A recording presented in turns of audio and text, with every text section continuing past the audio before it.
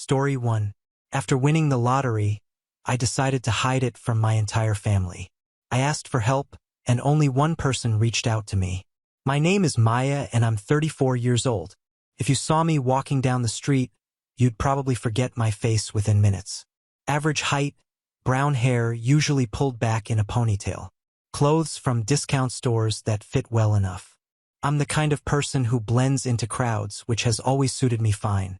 I work as an accountant at Morrison & Associates Marketing, a mid-sized firm downtown where I spend my days reconciling budgets and tracking expenses.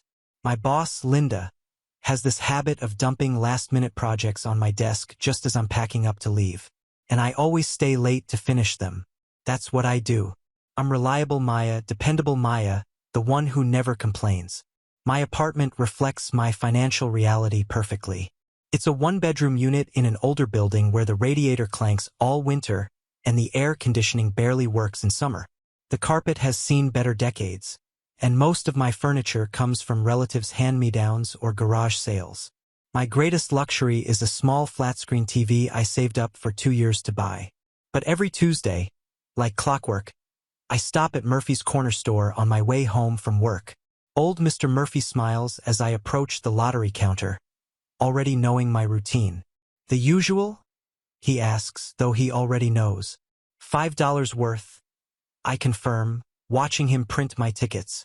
5 precious dollars that could go toward groceries or gas, but instead goes toward those little slips of paper covered in numbers. They represent hope in my otherwise predictable life. My family thinks I'm foolish. During our monthly dinners at Mom's house, obligations disguised as celebrations, someone always brings up my gambling problem. $5 a week adds up, my sister Amanda says, adjusting her diamond bracelet. That's over $250 a year you're throwing away. Easy for her to say. Amanda married Dr. Richard Petton straight out of college and now lives in a house with more bathrooms than I have rooms. She drives a luxury SUV and gets weekly manicures. But somehow my $5 lottery tickets are the family's biggest financial concern. My brother Derek isn't much better, though his criticism comes from a different angle. "You know the odds are basically impossible, right?" he says, usually right before asking to borrow money for his latest business venture or rent, because his band isn't taking off as quickly as expected. Even my divorced parents temporarily unite in their disapproval of my weekly ticket purchases. Mom married George, a retired postal worker who's nice but uncomfortable with our family dynamics. Dad married Patricia, a widow whose grown children treat our side like distant relatives. Despite their criticism, I'm always the one they call when money gets tight. When Mom needed help with George's medical bills, I scraped together what I could. When Derek's band equipment was stolen, I lent him money I couldn't spare. When extended family faced unexpected expenses, my phone would ring. I never say no, even when it means living on pasta for 2 weeks or walking to work because I can't afford gas. I find a way to help. That's who I am. The responsible one, the reliable one, the one who makes things work even when my own bank account runs on empty. My 2019 Toyota Corolla, with its dented bumper and sticky passenger door, perfectly represents my life. It isn't pretty or impressive, but it gets me where I need to go. Most days that feels like enough. I have dreams, of course. Secret dreams I never share during family dinners. Dreams of traveling, maybe going back to school, having enough money to not constantly worry about money. But dreams feel like luxuries I can't afford. So, I keep them tucked away like lottery tickets in my wallet, waiting for the right moment to check them against reality. Understanding my family requires a roadmap, and it's messier than anyone wants to admit. Our monthly gatherings aren't heartwarming traditions. They're social experiments where 2 separate households converge at Mom and George's house, creating awkward blended family dynamics that never quite blend. When my parents divorced after 30 years of marriage held together by habit, everything shifted. Dad married Patricia, who treats our side of the family like obligations. Mom married George, a decent man who seems perpetually uncomfortable with the chaos he inherited. Amanda arrives at every gathering like she's gracing us with her presence. Living in her world of country club memberships and charity galas, she's forgotten what it's like to worry about money. We're renovating the guest bathroom, she'll announce. Richard thinks Italian marble is the way to go. Meanwhile, I'm calculating whether I can afford name-brand cereal. She has 2 kids in private schools that cost more annually than I make. She casually mentions violin lessons, equestrian camps, and college prep like these are normal expenses. When she looks at me, I see pity mixed with subtle superiority that makes my skin crawl. Derek is the eternal optimist who's been about to make it big for a decade. His band, the Static Rebels, keeps him working part-time jobs while chasing musical dreams. Derek has charm that makes people believe in him, including me, which explains how I've lent him money more times than I can count. This next gig could change everything, he says, and I find myself reaching for my checkbook again. It's never for frivolous things, always rent, equipment repairs, or crucial opportunities requiring small investments. Derek promises to pay me back with genuine sincerity that convinces me every time. The extended family adds more complexity. Uncle Frank, Dad's brother, made a fortune in real estate and never lets anyone forget it. He drives luxury cars and takes expensive vacations but mysteriously disappears during family emergencies. His wife, Carol, wears designer handbags while complaining about property taxes. Cousin Jennifer works in insurance, makes decent money, but lives beyond her means. She shows up discussing shopping sprees while quietly asking for grocery help until payday. Then there's Aunt Rose, Mom's older sister, who stands apart from this complicated web. She's a retired elementary school teacher living modestly in a small house across town. While everyone discusses financial ups and downs like dinner conversation, Rose quietly listens, occasionally offering wisdom we're too caught up in drama to appreciate. Rose never married, dedicating her life to teaching and caring for aging parents. She lives on her pension and Social Security, driving a car older than mine, shopping with Sunday paper coupons. But she has this contentment I envy, peace that comes from knowing exactly who she is. What strikes me about family gatherings is the unspoken scorekeeping. Everyone mentally tracks who's doing well, struggling, or owes what to whom.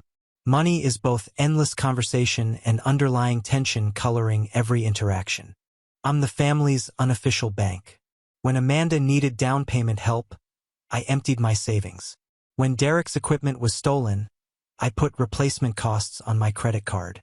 When relatives faced medical bills or car repairs, they knew I'd find ways to help, even when I had to sacrifice. But help only flows one way. When I had car troubles or missed work while sick, everyone was too stretched to assist. They'd express sympathy and suggest I be more careful with money or find better work, as if these hadn't occurred to me. During these dinners, I'd catch Aunt Rose watching family dynamics with knowing eyes. She'd catch my gaze and give small smiles that seemed to say she understood something the rest didn't. My 34th birthday fell on a Tuesday, which felt perfectly fitting. Tuesdays were lottery days, so celebrating another year of ordinary life on my weekly rebellion day seemed poetic. The day was unremarkable. Linda piled extra work on my desk as if she'd forgotten my birthday. I spent the afternoon reconciling messy accounts while my phone buzzed with generic birthday texts. Amanda's cake emojis, Derek's promise to call later, and a sweet note from Aunt Rose inviting me to weekend dinner. At Murphy's Corner store that evening, I decided to do something different. Instead of random numbers, I chose ones that meant something. Mom's birthday, Aunt Rose's age, the date Derek and I learned to ride bikes, Amanda's anniversary, even our childhood home address. Feeling lucky today? Murphy asked, handing me the tickets. It's my birthday, I said, as if that explained anything. Well, happy birthday. May this be the year everything changes. His words would prove prophetic. I went home to my empty apartment, heated leftover Chinese takeout, and settled with wine in front of my TV, my one birthday indulgence. The lottery drawing wouldn't air until 11, so I watched a mindless romantic comedy, trying not to think about spending my birthday alone. When the drawing started, I almost didn't pay attention. This routine had become so automatic, I barely watched anymore. But something made me look up as numbers were called. The first matched, then the second. By the third, my heart started racing. Fourth number matched, then the fifth. When the sixth and final number was called, I stared at my ticket in complete disbelief. I checked again, then again. I grabbed my laptop and verified on the official lottery website. $47 million. I had won $47 million. My first instinct was calling someone to share this incredible news. I reached for my phone to dial Amanda, then stopped. Something held me back. Maybe all those years as the family ATM or some instinct I didn't understand yet. Instead, I spent hours researching what happened to lottery winners. What I found made my stomach turn. Story after story of families destroyed by sudden wealth. Winners sued by relatives. People crawling out with outstretched hands. Fortunes lost within years because they couldn't say no. There was the Ohio woman whose sister sued for half the winnings, claiming they'd agreed to share any wins. The Florida man whose son tried having him declared mentally incompetent to control the money. The New Jersey couple who went bankrupt after 5 years, having given away so much they couldn't manage what remained. But one story haunted me most. Patricia, who'd won $86 million and immediately told her extended family, thinking shared fortune would bring everyone closer. Instead, it destroyed relationships built over decades. Relatives who'd never spoken became best friends long enough to ask for money. Family gatherings turned into negotiation sessions. People who'd once loved her saw her as nothing but a funding source. Patricia ended up cutting contact with most family and moving across the country. But the damage was done. She'd given away so much trying to make everyone happy that she'd compromised her own security. In interviews, she said the saddest part wasn't losing money. It was learning some people only valued her for what she could give. Reading these stories in my quiet apartment, clutching my winning ticket, I realized I faced a choice defining the rest of my life. I could announce my win and watch family dynamics change forever, possibly destroying relationships. Or I could keep this secret and use it wisely, protecting both the money and the people I cared about. The more I thought, the more I realized this windfall represented something bigger than money. It was an opportunity to discover who my family really was. Not who they claimed to be, but who they truly were when faced with someone else's need. As dawn broke, I made a decision that would change everything. I wasn't telling anyone about the lottery win. Not yet. First, I was going to find out who my family really was. The next morning, I called in sick for the first time in 8 years. I had more important things to do than balance someone else's books. At the lottery office downtown, I presented my ticket to a bored-looking woman who'd clearly seen it all before. After verification, she handed me paperwork and rehearsed, "Congratulations. You'll want financial and legal advisors before deciding on payout. We have recommended professionals if you'd like." I took the list but had already decided to do my own research. I wasn't trusting anyone else's recommendations for something this important. The next 3 days were a crash course in wealth management. I took more sick days, claiming flu, and spent hours researching estate attorneys specializing in privacy protection. I read about trust structures, tax implications, and asset protection until my eyes burned. I settled on Catherine Morrison, a lawyer specializing in lottery winners. Her downtown office was in a glass tower I'd never had reason to enter. She was younger than expected, maybe early 40s, with sharp eyes and a competent air that put me at ease. "You're smart keeping this quiet," Catherine said after I explained my situation. "Too many winners tell everyone immediately before processing what this means for their lives." We spent 2 hours discussing options. Catherine recommended a revocable trust, allowing me to claim the prize anonymously, protecting my identity from public records and media attention, while giving me control over who knew when. "The lump sum after taxes will be approximately $28 million, she explained. "That's still life-changing. But understand the real number you're working with. 28 million. Even after taxes, more money than I'd imagined in my wildest dreams." Catherine introduced me to David Chun, a financial advisor specializing in sudden wealth management. David made complex concepts sound simple and understood the psychological aspects of sudden wealth. "Money itself isn't the challenge," David explained. "The challenge is how it changes relationships and self-perception. You'll discover things about people in your life that might be difficult to accept." Together, we developed a comprehensive plan. Most money would be invested conservatively, generating enough passive income for comfortable living without touching the principal. A smaller portion would be set aside for charitable giving and potential family assistance. Most importantly, the plan included maintaining my current lifestyle while figuring out next steps. Catherine advised continuing work temporarily to avoid suspicions. David suggested keeping my old car, apartment, everything, signaling nothing had changed. "This gives you time to think clearly," Catherine said. "You can observe how people treat you when they think you have nothing versus how they might treat you knowing the truth." The trust was established within a week. Officially, the prize had been claimed by the Mountain View Foundation, a name Catherine suggested that sounded institutional and boring. Money was safely invested, paperwork filed, and to the world I remained the same struggling accountant. But internally, everything changed. I walked, slept, even breathed differently. There was a constant awareness of living a double life. At work, I balanced others' budgets while sitting on an unimaginable fortune. At family gatherings, I listened to money troubles and financial stress while knowing I could solve everyone's problems with one phone call. The secret's weight was heavier than anticipated. Every conversation felt like a performance.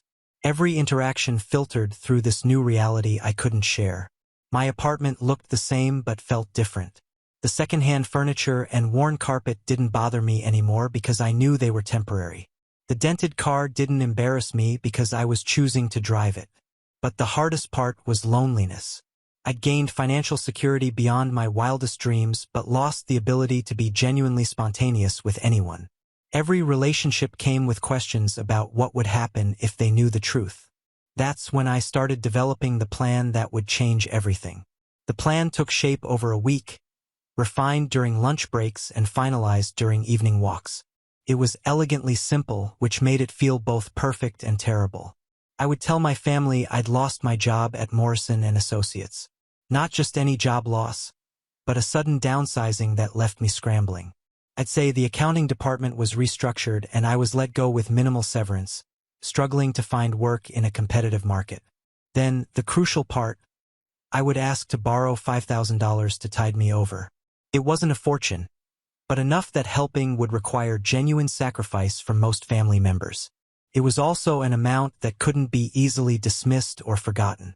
What made this revealing was that I'd helped most of these people with similar or larger amounts over years. I'd given Amanda $3,000 for her down payment. I'd lent Derek nearly $4,000 for band expenses. I'd helped with medical bills, car repairs, and emergencies for cousins, uncles, even parents. The plan's beauty was its simplicity. I wasn't asking for anything I hadn't already given.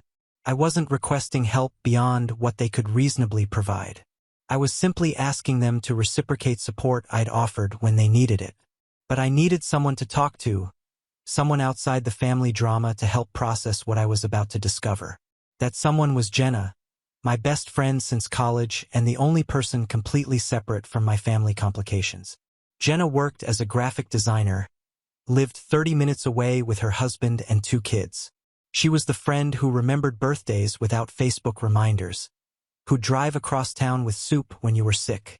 Most importantly, she was brutally honest when honesty was needed. I asked her to meet at our usual spot, the Daily Grind Cafe downtown. We'd been meeting there for years, working through everything from career changes to relationship troubles over lattes and pastries. "I need to tell you something," I said after we'd settled into our corner booth. "But promise not to judge me too harshly for what I'm about to do." Jenna raised an eyebrow. "That's not a promising conversation starter. What's going on?" I took a deep breath and told her about winning the lottery. Her eyes widened, narrowed, then widened again as the full implications hit her. "Holy Maya, $47 million. Are you serious right now? Keep your voice down," I whispered, glancing around the cafe. "Yes, I'm serious, but that's not the part one need you not to judge me for." Then I explained my plan. I watched Jenna's expression change as I laid out my intention to test my family by pretending to need help. "You want to lie to your entire family about losing your job so you can see who will lend you money?" she said slowly. "When you put it like that, it sounds terrible. It sounds manipulative," she said, but her tone was thoughtful rather than accusatory. But I get why you want to do it. Do you think I'm horrible? Jenna stirred her latte thoughtfully. I think you're someone who's been taken advantage of for years, trying to figure out who actually cares about you versus who just sees you as convenient help. But this could backfire spectacularly. What if you find out things you don't want to know?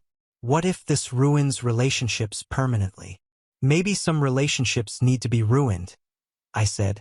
Maybe some were already ruined, and I couldn't see it because I was always giving. Jenna leaned back, studying me. You've changed since winning this money. There's something different about you. More determined, I guess. The money didn't change me. It gave me options I never had before, including the option to find out the truth about people. Okay, Jenna said finally. If you're determined to do this, I'll support you. But I have one condition. What's that? You don't do this alone. You call me after every conversation and we process it together. This can mess with your head, and you'll need someone to help you stay grounded. I felt grateful for her friendship. Thank you. I was hoping you'd say that. I started with my parents, figuring they'd be most likely to help and success would give me confidence for harder conversations ahead. I called Dad first, Thursday evening, when I knew he'd be home from the hardware distribution center. Hey Dad, do you have a few minutes? I need to talk about something. Sure, sweetheart. What's going on?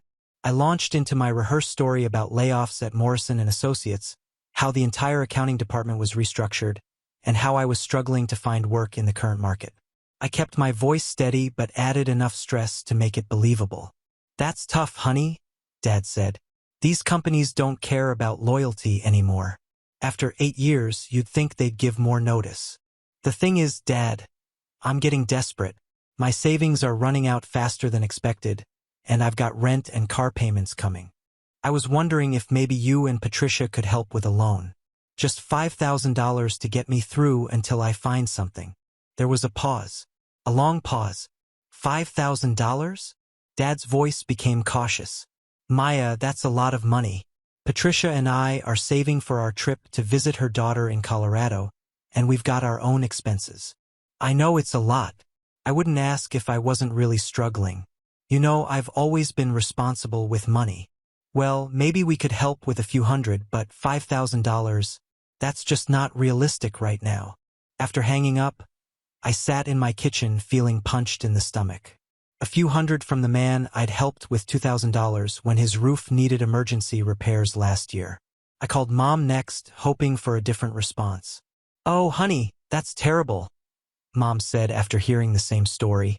But you know George worries about his own job security. The Postal Service keeps talking about cuts, and we're trying to be really careful with spending. I understand, but I'm really in a bind. Could you maybe help with part of it? Even a couple thousand would make such a difference.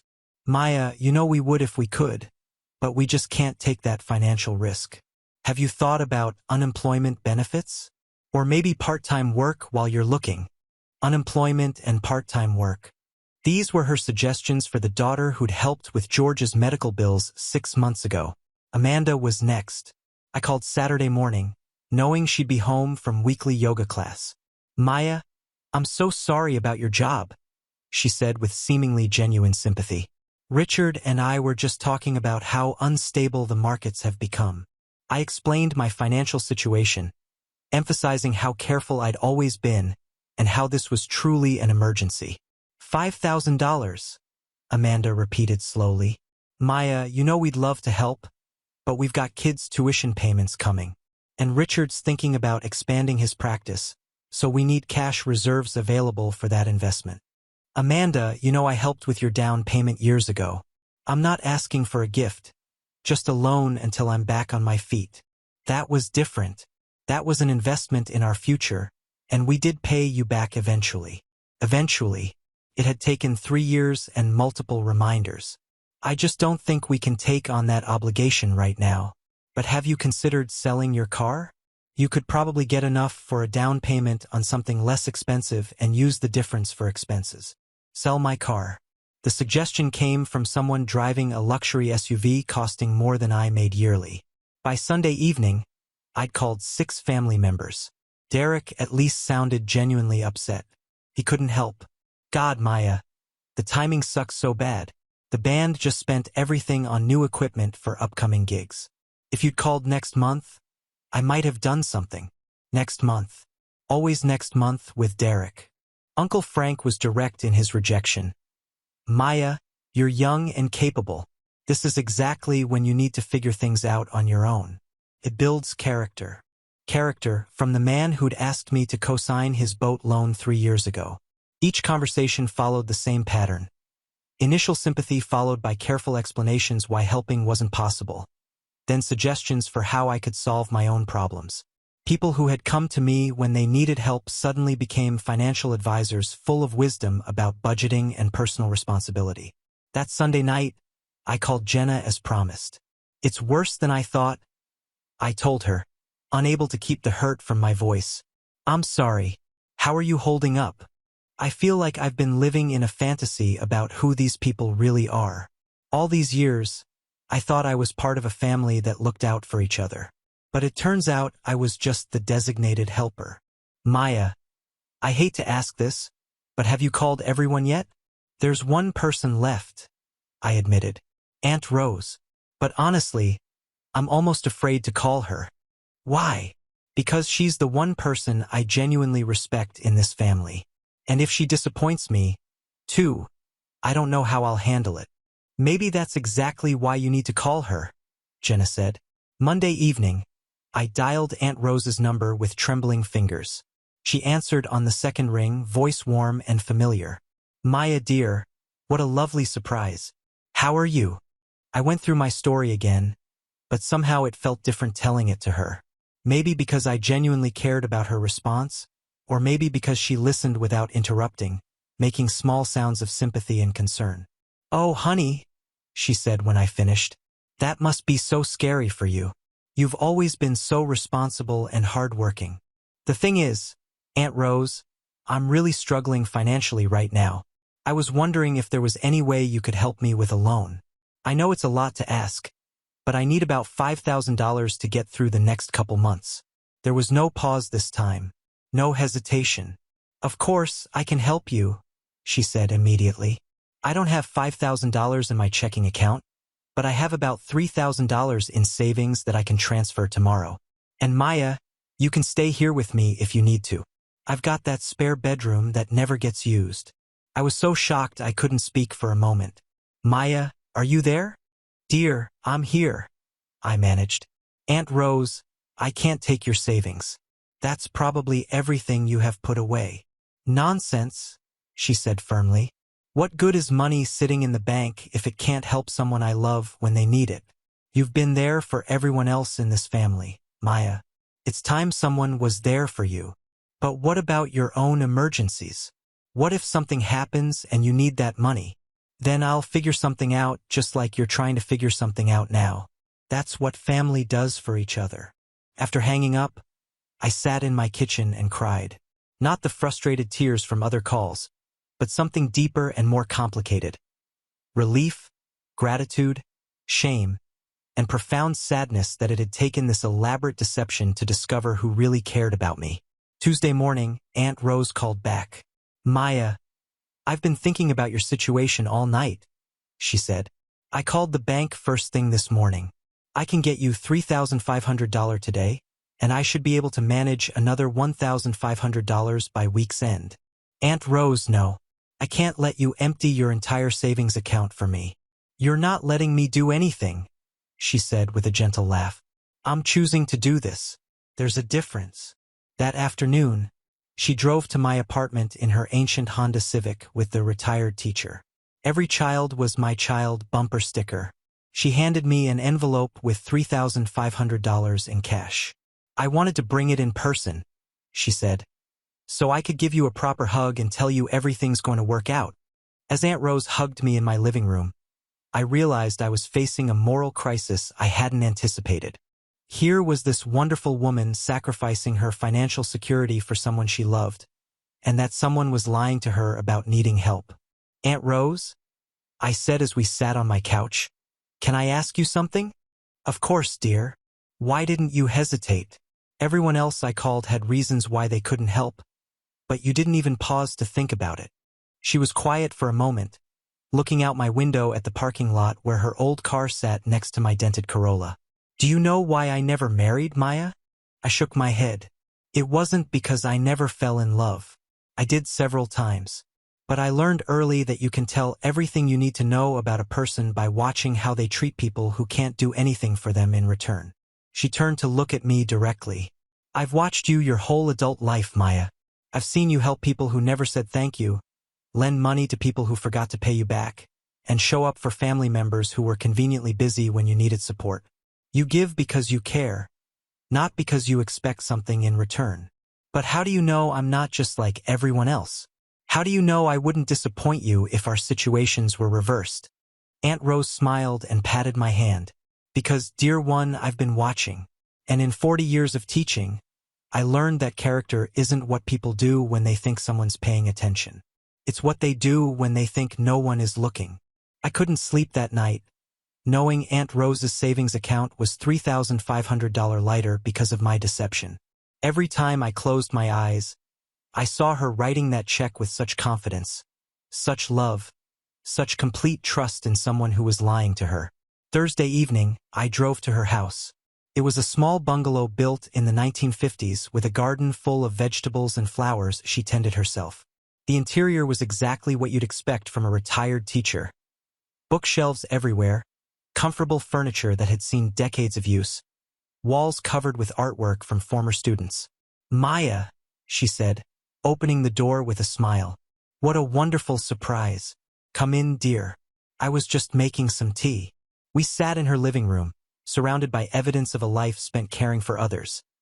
Thank you cards from students, photos of children who'd visited years after graduation. Small gifts speaking of relationships maintained long after classroom connections ended. Aunt Rose, I began, hands trembling as I held my teacup. I need to tell you something, and I need you to let me finish before you respond. Her expression became serious, but she nodded encouragingly. I lied to you about losing my job. I lied to everyone. I still work at Morrison & Associates, and I'm not in any financial trouble. I watched her face carefully, expecting shock or anger, but she simply set down her teacup and waited for me to continue. 3 weeks ago, I won the lottery, $47 million. After taxes, it's about $28 million. I hired lawyers, set up trusts, invested the money, and decided not to tell anyone in the family. Aunt Rose's eyebrows rose slightly, but she still didn't speak. I wanted to find out who really cared about me, not just who needed something from me. So, I made up this story about needing help and I asked everyone for $5,000. Everyone except you found reasons why they couldn't help, even though I've helped all of them with similar amounts over the years. My voice started breaking as I continued. But you didn't hesitate. You offered me your entire savings account. And you did it with such love and generosity that I realized I'd become someone I didn't want to be. Someone who would test people she cares about instead of just trusting them. I'm returning your money, Aunt Rose. I'm sorry I lied to you. And I'm sorry I made you question your own financial security because of my deception. For a long moment we sat in silence. Then Aunt Rose began to laugh. Not bitter laughter, but something warm and knowing. Oh, Maya, she said, wiping her eyes. You poor dear. What a weight you've been carrying. You're not angry? Angry? Honey, I'm proud of you. Proud? I lied to you. I manipulated you. You tested people who had given you every reason to doubt their loyalty, she said gently. And when you realized your test had hurt someone who didn't deserve it, you chose honesty over convenience. That takes courage. She leaned forward and took my hands in hers. Maya, can I tell you something about your family that you might not realize? I nodded, still feeling ashamed. I've been watching these dynamics for decades, long before you were old enough to understand them. Your parents, siblings, cousins, they love you, but they've never learned to show love through sacrifice. They've always known you would be there when they needed help. So, they never had to develop the muscles required to help others. That doesn't excuse their behavior. No, it doesn't. But it explains it. You've been so reliable, so consistently generous, that they started taking you for granted. They began seeing your help as a given rather than a gift. Aunt Rose stood and walked to her kitchen, returning with homemade cookies. "I've been thinking about this since I gave you that money," she said. "Something about your situation didn't feel right to me. Not because I doubted you needed help, but because it seemed out of character for you to ask for it." "You knew I was lying?" "I suspected something was going on," she admitted. "But I also knew that whatever was really happening, you needed something from me. Maybe not money, but something. So, I gave you what you asked for and trusted you'd tell me the truth when you were ready." I stared at her, amazed once again by her wisdom. "Aunt Rose, what should I do about the rest of the family? Should I tell them the truth?" "That depends. What do you want to accomplish?" "I want them to understand how their behavior affects other people. I want them to know that relationships can't be one-sided forever." "And do you think telling them about the lottery will accomplish that?" I thought about it. "No, I think it would just make them angry and defensive. They'd focus on the deception instead of examining their own actions." "Then maybe there's another way to have that conversation." "What do you mean?" Aunt Rose smiled. "You don't have to reveal the lottery to confront them about their responses to your request for help. You think I should address the real issue, the fact that they weren't there when I asked for support, without getting into the complexities of my financial situation? I think you should tell them exactly what you've learned about reciprocity in relationships. Whether that includes the lottery is up to you." The monthly family dinner was scheduled for Sunday at Mom's house. I spent the week planning what I would say, how to address what happened without revealing the full truth about my financial situation. I arrived with different energy than I'd ever brought to these gatherings. Instead of the usual nod of anxiety, I felt calm and purposeful. I had information now, data about who these people really were, and that knowledge was both painful and liberating. Everyone was already there when I walked in. Amanda showed off photos of her kids' latest achievements while Derek tuned his guitar in the corner. Adults made small talk about work and weather while George grilled burgers on the back patio. "Maya," Mom called from the kitchen. "How are you doing, honey? Any luck with the job search?" This was my opening. "Actually, I have good news about that," I said loudly enough for everyone to hear. "I found something. It's a better position than I had before, with a significant salary increase." The room buzzed with congratulations and relief. Dad patted my shoulder. Amanda hugged me. Derek called out, "Way to go, sis," from across the room. "That's wonderful, dear," Aunt Rose said, giving me a knowing look. "I'm so happy everything worked out for you. Actually," I continued, my voice still carrying across the room, "I want to talk to everyone about something while we're all together." Conversations died down as people turned their attention to me. I could feel my heart beating faster, but my voice remained steady. "A few weeks ago, when I told you all about losing my job, I reached out asking for help. Specifically, I asked to borrow $5,000 to get me through until I found new work." I could see some people shifting uncomfortably, probably remembering their responses. "I want to be clear that I understand everyone has their own financial obligations and concerns. I'm not angry with anyone for not being able to help." This was technically true, though not the whole truth. But the experience taught me something important about our family dynamics that I think we need to discuss. Dad cleared his throat. "Maya, if this is about—" "Please let me finish, Dad. This is important." He nodded, looking uncomfortable. "For the past 10 years, I've helped various family members with financial emergencies. I've given money for down payments, medical bills, car repairs, business investments, and day-to-day expenses. I've never asked for interest, never demanded repayment schedules, and never made anyone feel bad for needing help." I could see Amanda exchanging glances with her husband, and Derek had stopped strumming his guitar. When I found myself in trouble, I called 7 different family members asking for help. Only one person offered to assist me, and she offered to give me her entire life savings. All eyes turned to Aunt Rose, who smiled serenely and continued eating her potato salad. "The rest of you, people I've helped with thousands of dollars over the years, found reasons why helping me wasn't possible. And that's your right, but it's also information about what kind of relationships we actually have." "Maya," Amanda said, her voice tight, "that's not fair. You know we would help if we could, but the timing was just... Amanda, 3 years ago, I gave you $3,000 for your house down payment. Took 3 years to pay me back, and you never once apologized for the delay. Last month, you spent more than $5,000 on your kitchen renovation. Amanda's face flushed red. That's completely different. That was planned spending, not an emergency loan. You're right. It is different. When you needed help, it was an emergency. When I needed help, it was an inconvenience. Derek put down his guitar. Maya, come on. You know I would have helped if I could. The band just... Derek, I've lent you money 4 times in 2 years. Almost $4,000 total. You've paid back about half, usually months late. Never without me asking first. I always pay you back eventually, he protested. Eventually isn't the same as reliably. When I needed help, you said maybe next month. I turned to Dad. Dad, last year when your roof leaked, I gave you $2,000 for emergency repairs. No questions asked, no payment plan. When I called for help, you offered a few hundred and suggested unemployment benefits. The weeks following that family dinner brought a clarity I'd never experienced before.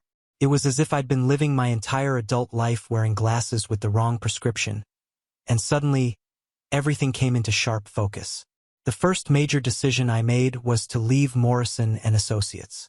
Not dramatically or vindicatively, but professionally and definitively. I gave Linda 2 weeks' notice and trained my replacement thoroughly. You've been so reliable, Maya. I always thought you'd be here forever, she said as I cleaned out my desk. That's exactly why I needed to leave, I replied. With Catherine Morrison's help, I established the Rose Garden Foundation, named after the woman who had shown me what unconditional love looked like. The foundation's mission was to assist elderly individuals struggling financially, particularly retired teachers and other public service workers who had dedicated their lives to helping others. David Chun helped me structure the foundation's finances conservatively. We allocated $2 million initially, with investment income funding operations and grants. It wasn't flashy or headline-grabbing, but it would make a real difference in people's lives. The first person I helped through the foundation was Aunt Rose herself, though she didn't know it at first. I discovered through careful research that she'd been struggling with increasing medical expenses related to her arthritis and had been rationing medications to make them last longer. The foundation approved a medical assistance grant for her, officially because she met our criteria as a retired educator with demonstrated financial need. When she called to tell me about the unexpected help, I could hear the relief in her voice. Maya, the most amazing thing happened, she said. There's this foundation that helps retired teachers, and they're going to cover my medical expenses for the whole year. Can you believe that? That's wonderful, Aunt Rose. You deserve that kind of support. 6 months after leaving my job, I bought a modest house 3 blocks from Aunt Rose. Nothing extravagant. A 2-bedroom ranch with a small yard and updated kitchen. To anyone observing, it looked like a reasonable upgrade for someone with a new, better-paying job. Aunt Rose was delighted to have me as a neighbor. We started sharing dinner twice a week, alternating between our houses. She taught me to garden, and I helped her with technology and household repairs becoming difficult for her arthritic hands. The foundation work gave me a sense of purpose I'd never had in accounting. We helped retired teachers with medical expenses, assisted elderly individuals with home repairs, and provided emergency grants for people facing unexpected crises. Every month, I reviewed applications and met with beneficiaries, seeing firsthand how modest assistance could transform someone's situation. An elderly man who could finally afford hearing aids. A retired librarian who could repair her car and maintain independence. A former social worker who could buy diabetes medications. It was deeply satisfying work, but more than that, it felt aligned with who I really was and who I wanted to be. My family relationships had definitely changed. Amanda called a few weeks after the dinner to apologize, I've been thinking about what you said, she began. And I want you to know Richard and I really would have helped if we could have. The timing was just really difficult. I understand, I'd replied, though I didn't entirely believe her. Our relationship now was polite but distant. She still sent birthday texts and Christmas cards, but the automatic assumption that I would be available for whatever she needed was gone. Derek had been more honest in his response. "I've been a shitty brother when it comes to money stuff," he'd admitted during a phone call. "I always just assumed you were better at handling things than I was, so it was okay for me to be irresponsible because you'd figure it out. I'm not your backup plan anymore, Derek. I know, and I'm trying to do better." To his credit, Derek had started managing his finances more responsibly. He'd gotten a steady part-time job in addition to his music and had even paid me back $200 without being asked. 1 year after that transformative family dinner, I was sitting in my garden on a warm Saturday morning reviewing grant applications for the Rose Garden Foundation. The morning sun filtered through the oak tree I'd planted in spring, and I could hear Aunt Rose humming while she worked in her yard next door. The foundation had grown beyond my wildest expectations. What started as a quiet effort to help retired educators had expanded into comprehensive support for elderly individuals facing financial hardship. We'd assisted over 200 people in our first year, and word was spreading through communities about the help available. "Maya," Aunt Rose called over the fence, "come see what's blooming in my rose garden." I set down the applications and walked over to admire the spectacular display of pink and yellow roses she'd been nurturing all season. At 72, she moved more slowly than a year ago, but the foundation's medical assistance had made an enormous difference in her quality of life. Her arthritis medication was covered. She'd afforded physical therapy, and she'd even splurged on ergonomic gardening tools. "They're beautiful," I said, admiring the blooms. "You have such a gift with these plants." "I've been thinking," she said, settling onto her new garden bench. "Another discreet foundation gift through our home modification program. You should consider expanding the foundation's work to include job training for older adults who want to return to work." This was classic Aunt Rose. Even while benefiting from the foundation's assistance, she was thinking about helping other people. My phone buzzed with a text from Derek. "Band got selected for the Summer Music Festival, playing 3 shows in July. Wanted you to be the first to know." I smiled as I typed back, "That's amazing. So proud of you." Derek's transformation over the past year had been remarkable. After our family confrontation, he'd taken a hard look at his financial habits and started treating his music career like a business. He'd kept his part-time job, created a budget, and had even started saving money for equipment purchases instead of borrowing it. "I'm making dinner tonight," I texted back. "Want to come over and tell me more about the festival?" "Yes. Can I bring anything?" This was another change. The old Derek would have shown up expecting to be fed and entertained. The new Derek offered to contribute. Amanda and I had found a new equilibrium that was more honest, if less close than before. She'd invited me to her daughter's dance recital the previous month and I'd gone, genuinely enjoying the performance. "Maya, I've been reading about your foundation online," she'd said during our last conversation. "It's really impressive what you're accomplishing." "Thank you. It's become a real passion project for me. I was wondering if there might be ways for Richard and me to get involved. Maybe volunteer work or fundraising support." The offer had surprised me, but I'd appreciated the gesture. Amanda was trying to contribute rather than just consume, and that felt like real progress. My parents had also made efforts to rebuild our relationship on more equal footing. Dad had started calling regularly, not because he needed anything, but to maintain connection. Mom had invited me to lunch several times, one-on-one conversations where she seemed genuinely interested in my thoughts and experiences. The foundation work had introduced me to an entirely new community. I'd met other foundation directors, retired professionals who volunteered their time, and social workers who helped us identify people needing assistance. It was a network built around shared values rather than shared genetics. That evening, as Derek, Aunt Rose, and I shared dinner in my kitchen, I reflected on how different my life looked compared to a year ago. Same neighborhood, but everything else had changed. The anxious, people-pleasing woman who had bought those lottery tickets was gone, replaced by someone who knew her own worth and insisted others recognize it, too.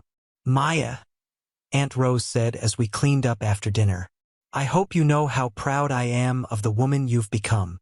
"I had a good teacher," I replied, meaning it completely. "We taught each other," she said with that wise smile I'd come to love. "That's what real family does." As I watched Derek help Aunt Rose to her car that evening, I realized the lottery win had ultimately given me something unexpected. The ability to build the family I'd always wanted from people who truly deserve to be in it. 2 years after buying those life-changing lottery tickets, I'm sitting in the same coffee shop where I'd first told Jenna about my win. But everything else about my world has transformed beyond recognition. The Rose Garden Foundation has become a regional model for elder assistance, with satellite programs opening in 3 neighboring states. We've helped over 600 individuals, and our volunteer network includes more than 200 people donating their time and expertise. Jenna asked me a question that's been haunting me for weeks. If you had to do it all over again, would you still buy those lottery tickets? It's profound because winning wasn't just about gaining money. It was about losing innocence.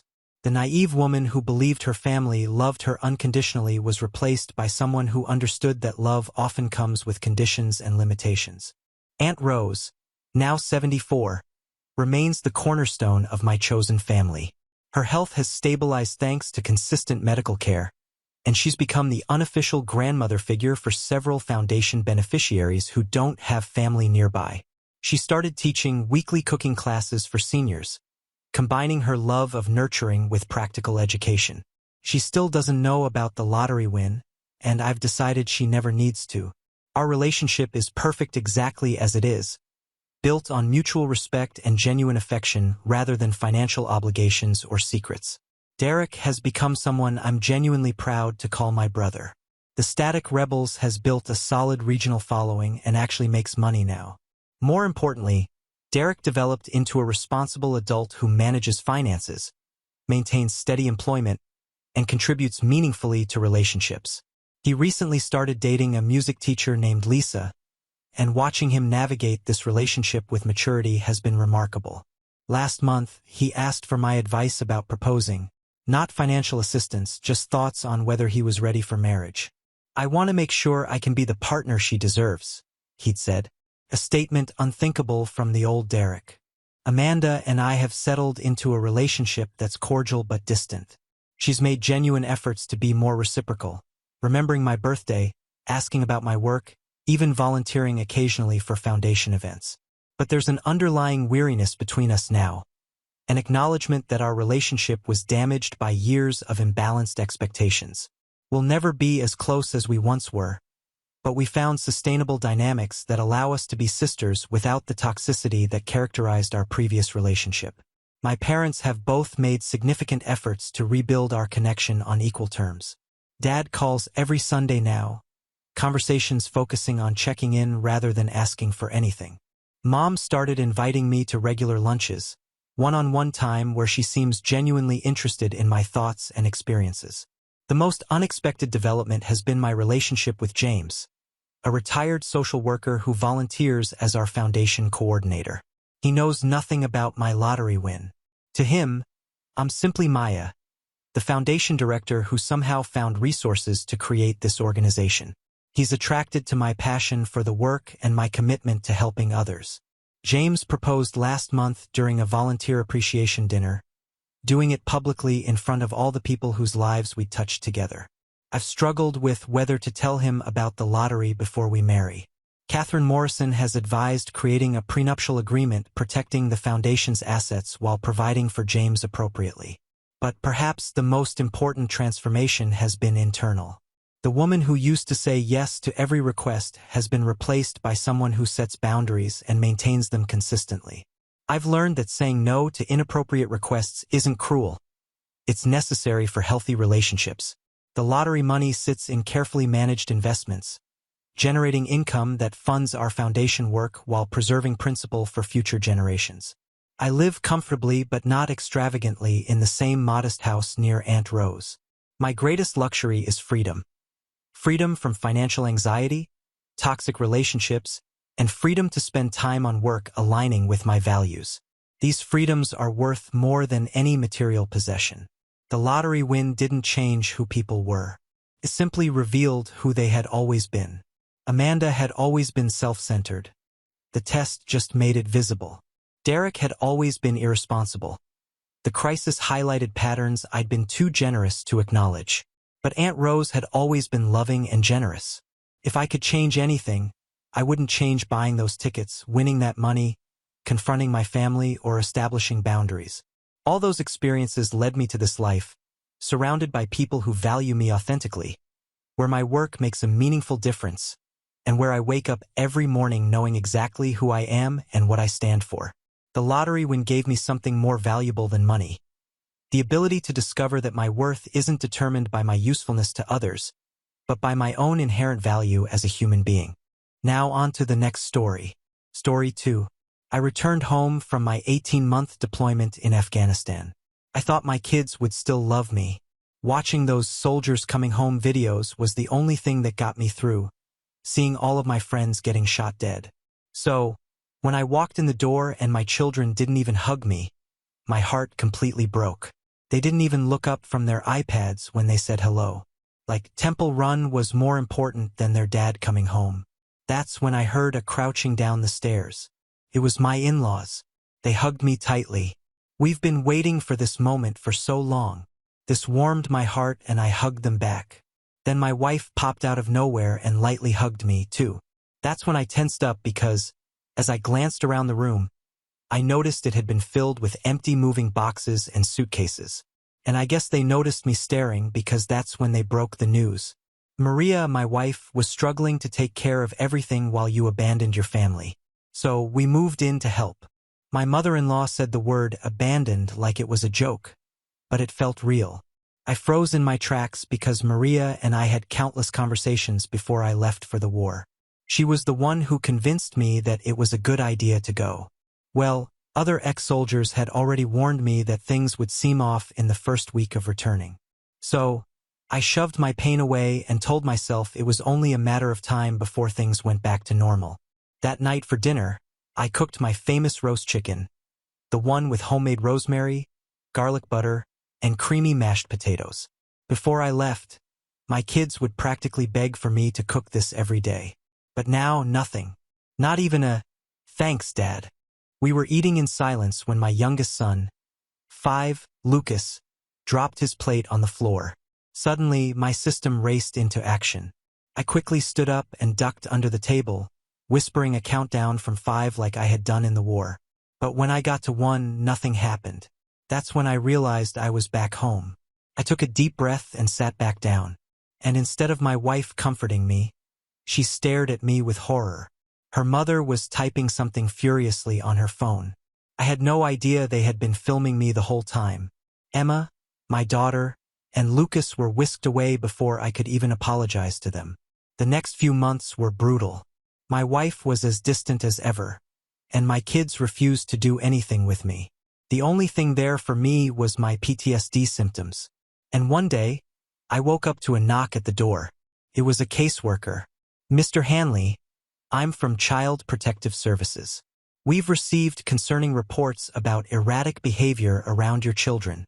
She then showed me something that still makes my skin crawl. Right there on her phone was a video compilation of my PTSD flashbacks, completely taken out of context. I had been framed to look unpredictable and show evidence of violence. I gripped onto the door frame to stop myself from collapsing. That's when my wife appeared behind me. I thought she was going to defend me, but no. "I think it's best if you stay somewhere else for a while for the children's safety." Her parents flanked her like bodyguards, my email still filming on her phone. I knew if I didn't leave right then and there, it would provide more evidence of being a bad father. So, I left my own home with nothing but a trash bag of my dirty clothes and a phone charger. I had only kept 20% of what I earned from being a soldier, with the rest going to my family. But there were only $35 sitting in my bank account. I texted Maria and she responded instantly, "Investment opportunities. Your parents needed it more than we did." I stared at my phone, tears blurring my vision. My days became filled with depression naps in my truck, showering at the gym, and eating free food from the local church. I was sitting in a Taco Bell when I saw Jake. We'd served together, survived an ambush together. Now he's a lawyer. "Brother, what the hell happened to you?" When I told him everything, his jaw clenched. "Those videos, Were they recording you without consent? When I nodded, he smirked. You know that's illegal in this state. And for the first time since I was deployed, I smiled back. Jake worked for free, fueled by pure rage. And after just a day, he found something that changed everything. I deleted a folder on my iPad, one that was still connected to Maria's iCloud account. What I saw made my stomach churn. Video after video of Maria coaching the kids, training them to ignore me when I was around. Remember, if anyone asks, you don't feel safe with Daddy, she said casually, as if she was talking about the weather. And in the background of all of the videos was a man I recognized instantly. Her CrossFit gym friend, the one I had always seen checking her out, now rubbing her shoulders while she taught our children to lie about me. That's when I knew I needed full custody. I scrolled through the folder with shaking hands. There were over 200 videos, each one dated and organized by month. The earliest one started 6 months ago, right around when Maria had started acting strange. I clicked on one from 3 months back. Emma sat on Maria's lap while Brad leaned against the kitchen counter, arms crossed. What do you say when the judge asks about Daddy? Maria asked sweetly. That he scares me, Emma recited, her voice flat and rehearsed. Good girl. And what else? That he yells really loud and throws things. Brad stepped forward, ruffling Emma's hair. Maybe add that you cry when you see him. Judges eat that stuff up. My hands trembled so badly I nearly dropped the iPad. Jake grabbed it from me, his face darkening as he watched. We sat in that Taco Bell booth for 3 hours going through video after video. Each one showed Maria drilling the kids on what to say, how to act, what lies to tell. Brad appeared in most of them, always offering suggestions, always touching Maria's shoulder, or playing with her hair. We need to file for emergency custody immediately, Jake said, already pulling out his laptop. This is textbook parental alienation. No judge will ignore this. But when we filed the motion the next morning, things didn't go as planned. Maria's parents had hired Robbie Patterson, one of the most expensive family lawyers in the state. He showed up to the courthouse in a suit that probably cost more than my truck.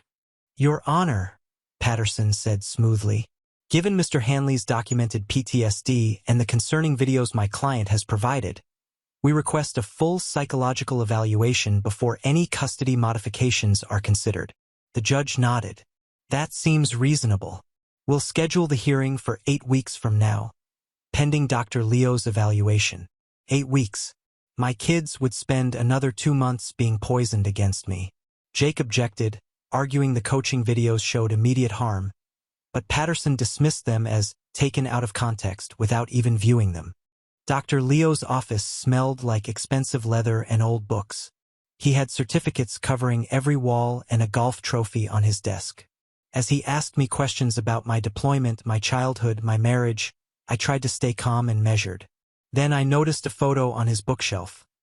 Dr. Leo in tennis whites standing next to Carol at what looked like a country club event. You know my mother-in-law? I asked carefully. He glanced at the photo and smiled. Oh yes, Carol and I played doubles every Sunday. Wonderful woman. My stomach dropped, but I kept my face neutral.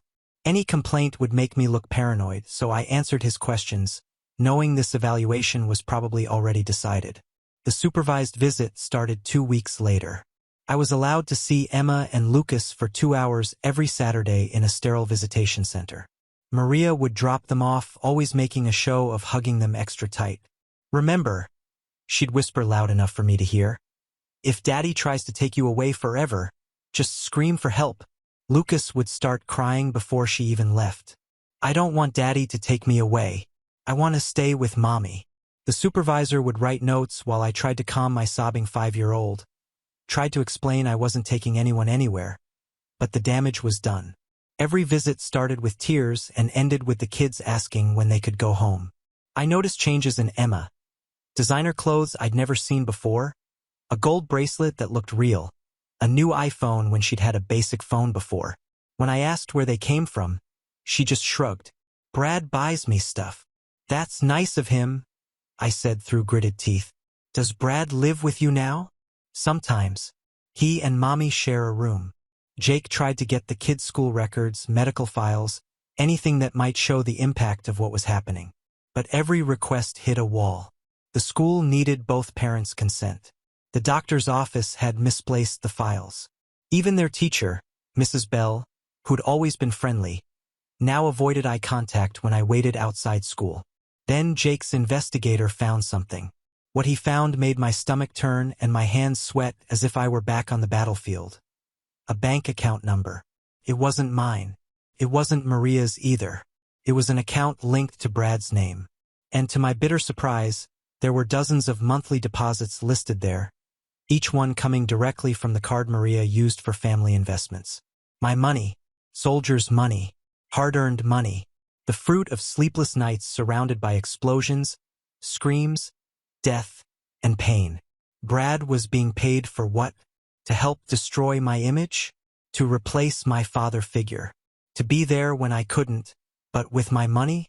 Jake looked at me as if he were seeing a powder keg about to explode. And he was right. The next day, I went to the bank, requested complete statements, and also asked for a fiscal survey. I found absurd receipts. Private yoga classes for the emotional well-being of the children.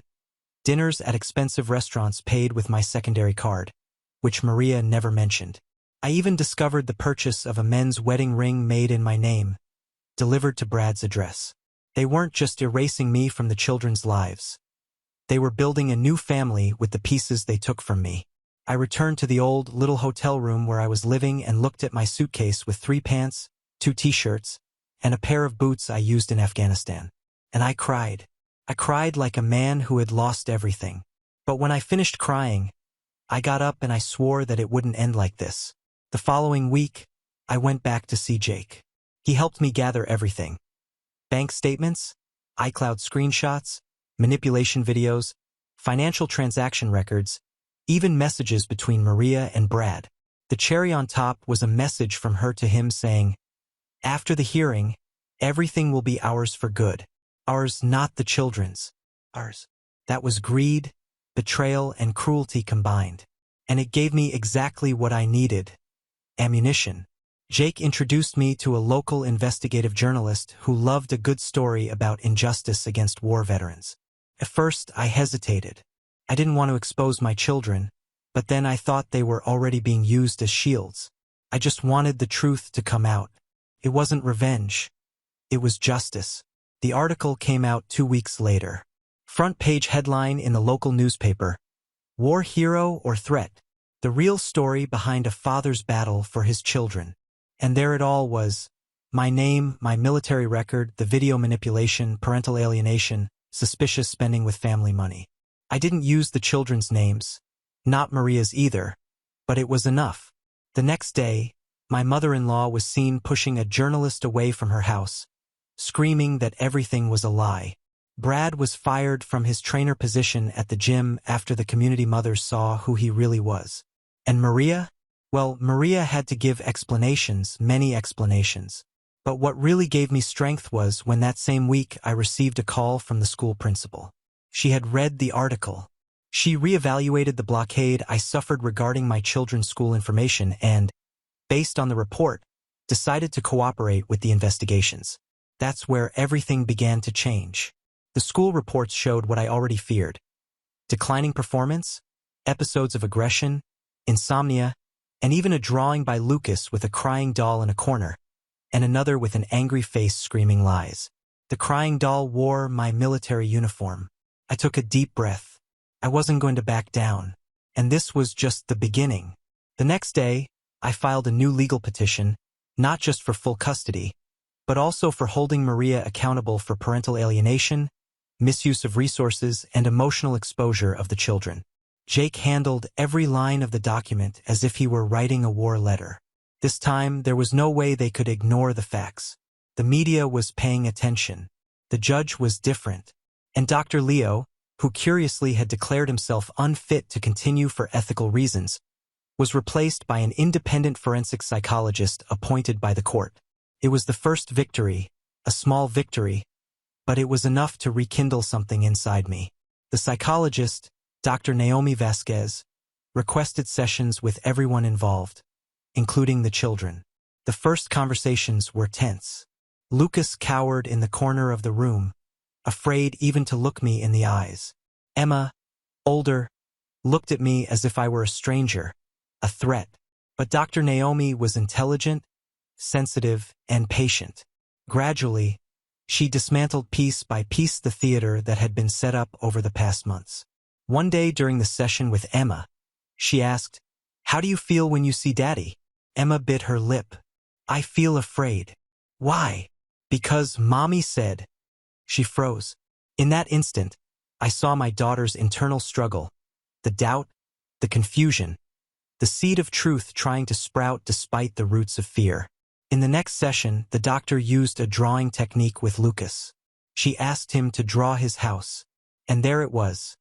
A male figure outside the house with a backpack and tears in his eyes, while a woman smiled in the window with a tall man beside her. "Who are they?" she asked. "It's Daddy. Mommy said he couldn't live with us anymore." "And the other man?" "It's Brad. He lives in Mommy's room now." That same week, while waiting for my turn in the waiting room, I heard Dr. Vasquez talking to her assistant. "These are the worst cases of child manipulation I've ever seen." The girl repeats phrases like a script.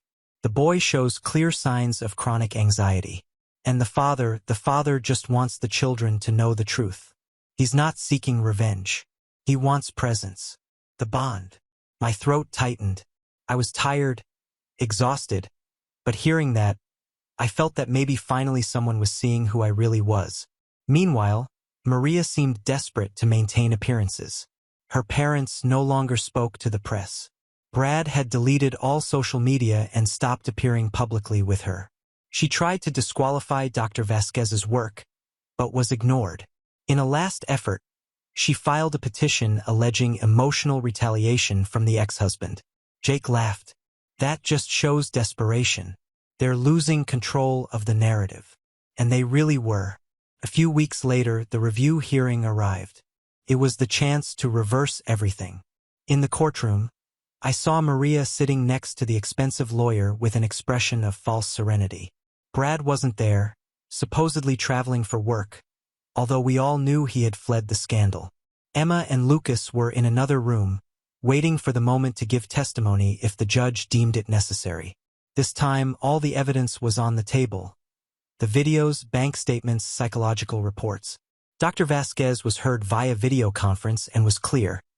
There are very strong indications of parental alienation by the mother and current partner. The children were induced to lie and manifest psychological symptoms consistent with ongoing emotional trauma. I recommend immediate temporary custody for the father with psychological monitoring of the minors. Maria's eyes widened. For the first time, her facade cracked.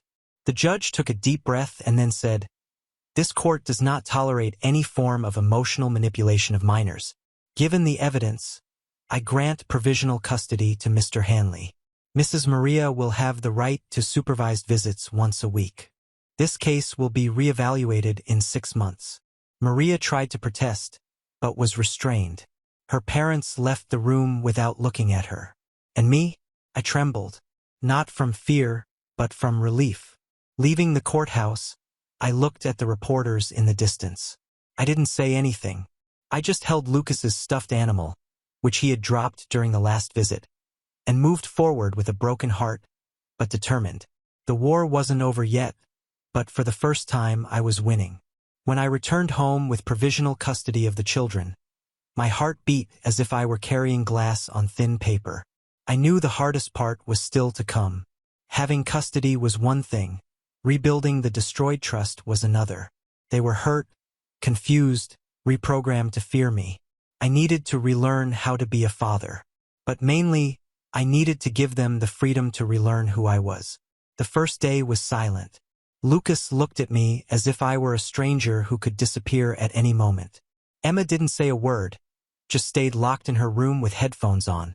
I cooked as always, roasted chicken with rosemary and garlic, but no one wanted to eat. That night, I slept on the couch. I didn't want them to feel pressured. I just wanted to be nearby in case they needed me. Around 2 o'clock in the morning, I heard timid footsteps. It was Lucas with the stuffed animal I had recovered from the floor during the last visit. "Dad, can I sleep here?" His voice came out weak, hesitant, as if he were breaking an invisible rule. I extended my arm, made space under the blanket. He lay down beside me, resting his head on my chest. I remained motionless, afraid that any movement would scare him until I heard a whisper. "Mommy said you yell, but you don't yell." My heart tightened. "Sometimes people say things that aren't true," I replied softly. He just squeezed my hand and slept. That dawn, I cried silently, but it was different. It wasn't despair. It was hope.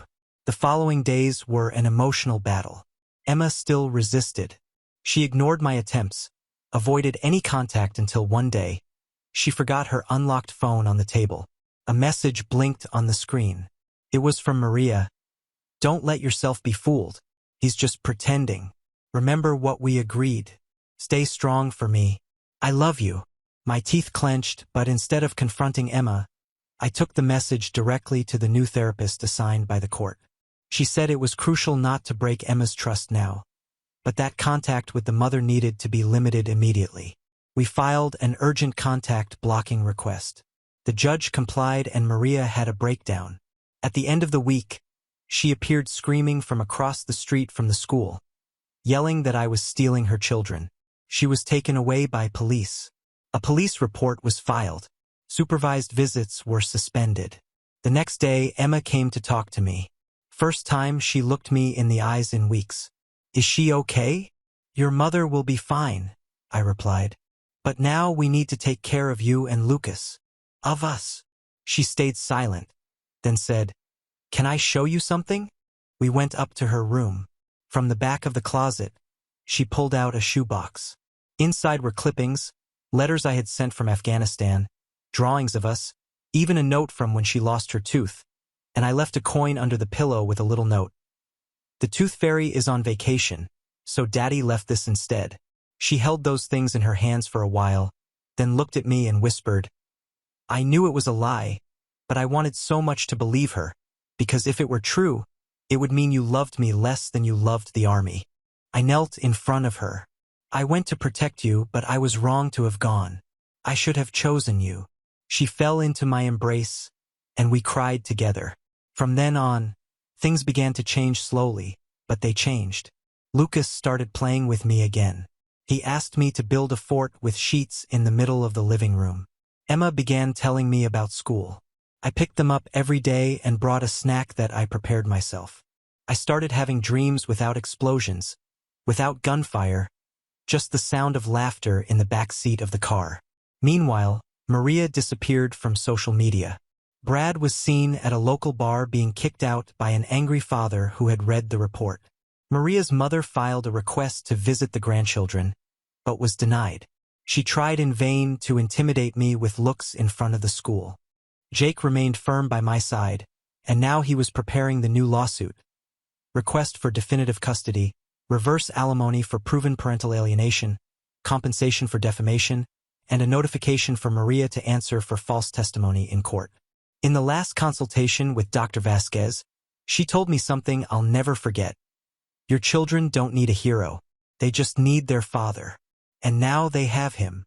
As we left the clinic, Emma took my hand. Lucas ran to the car, imitating an airplane. For a moment, the world seemed right again. But I knew the final trial was still to come, and I would be ready. The following 2 months were of intense preparation, not just for the definitive hearing, but to maintain the children's emotional stability. It was like being in constant vigil, like in war. Only now the battlefield was domestic routine, school, therapy, reconstruction. Emma and Lucas were lighter. They began to smile, to play, to talk without fear. But a memory of their mother was enough for tension to return. Sometimes Emma would wake up in the middle of the night screaming that Brad was taking Lucas away. And I would run to her room, sit beside her, and hold her hand until she went back to sleep. I hated that my children had known the world of lies so early, that their childhood had been used as emotional currency by a woman I once thought I loved. But now I understood what it was to truly love. To love was not to give up. To love was to stay, even hurt, even tired, even wronged. Jake helped me put together a dossier with everything. Maria's messages, the videos, therapy records, police reports, school grades before and after my return, and even receipts for psychological care that I myself had been receiving since returning from Afghanistan. Everything was there, organized, chronological, irrefutable.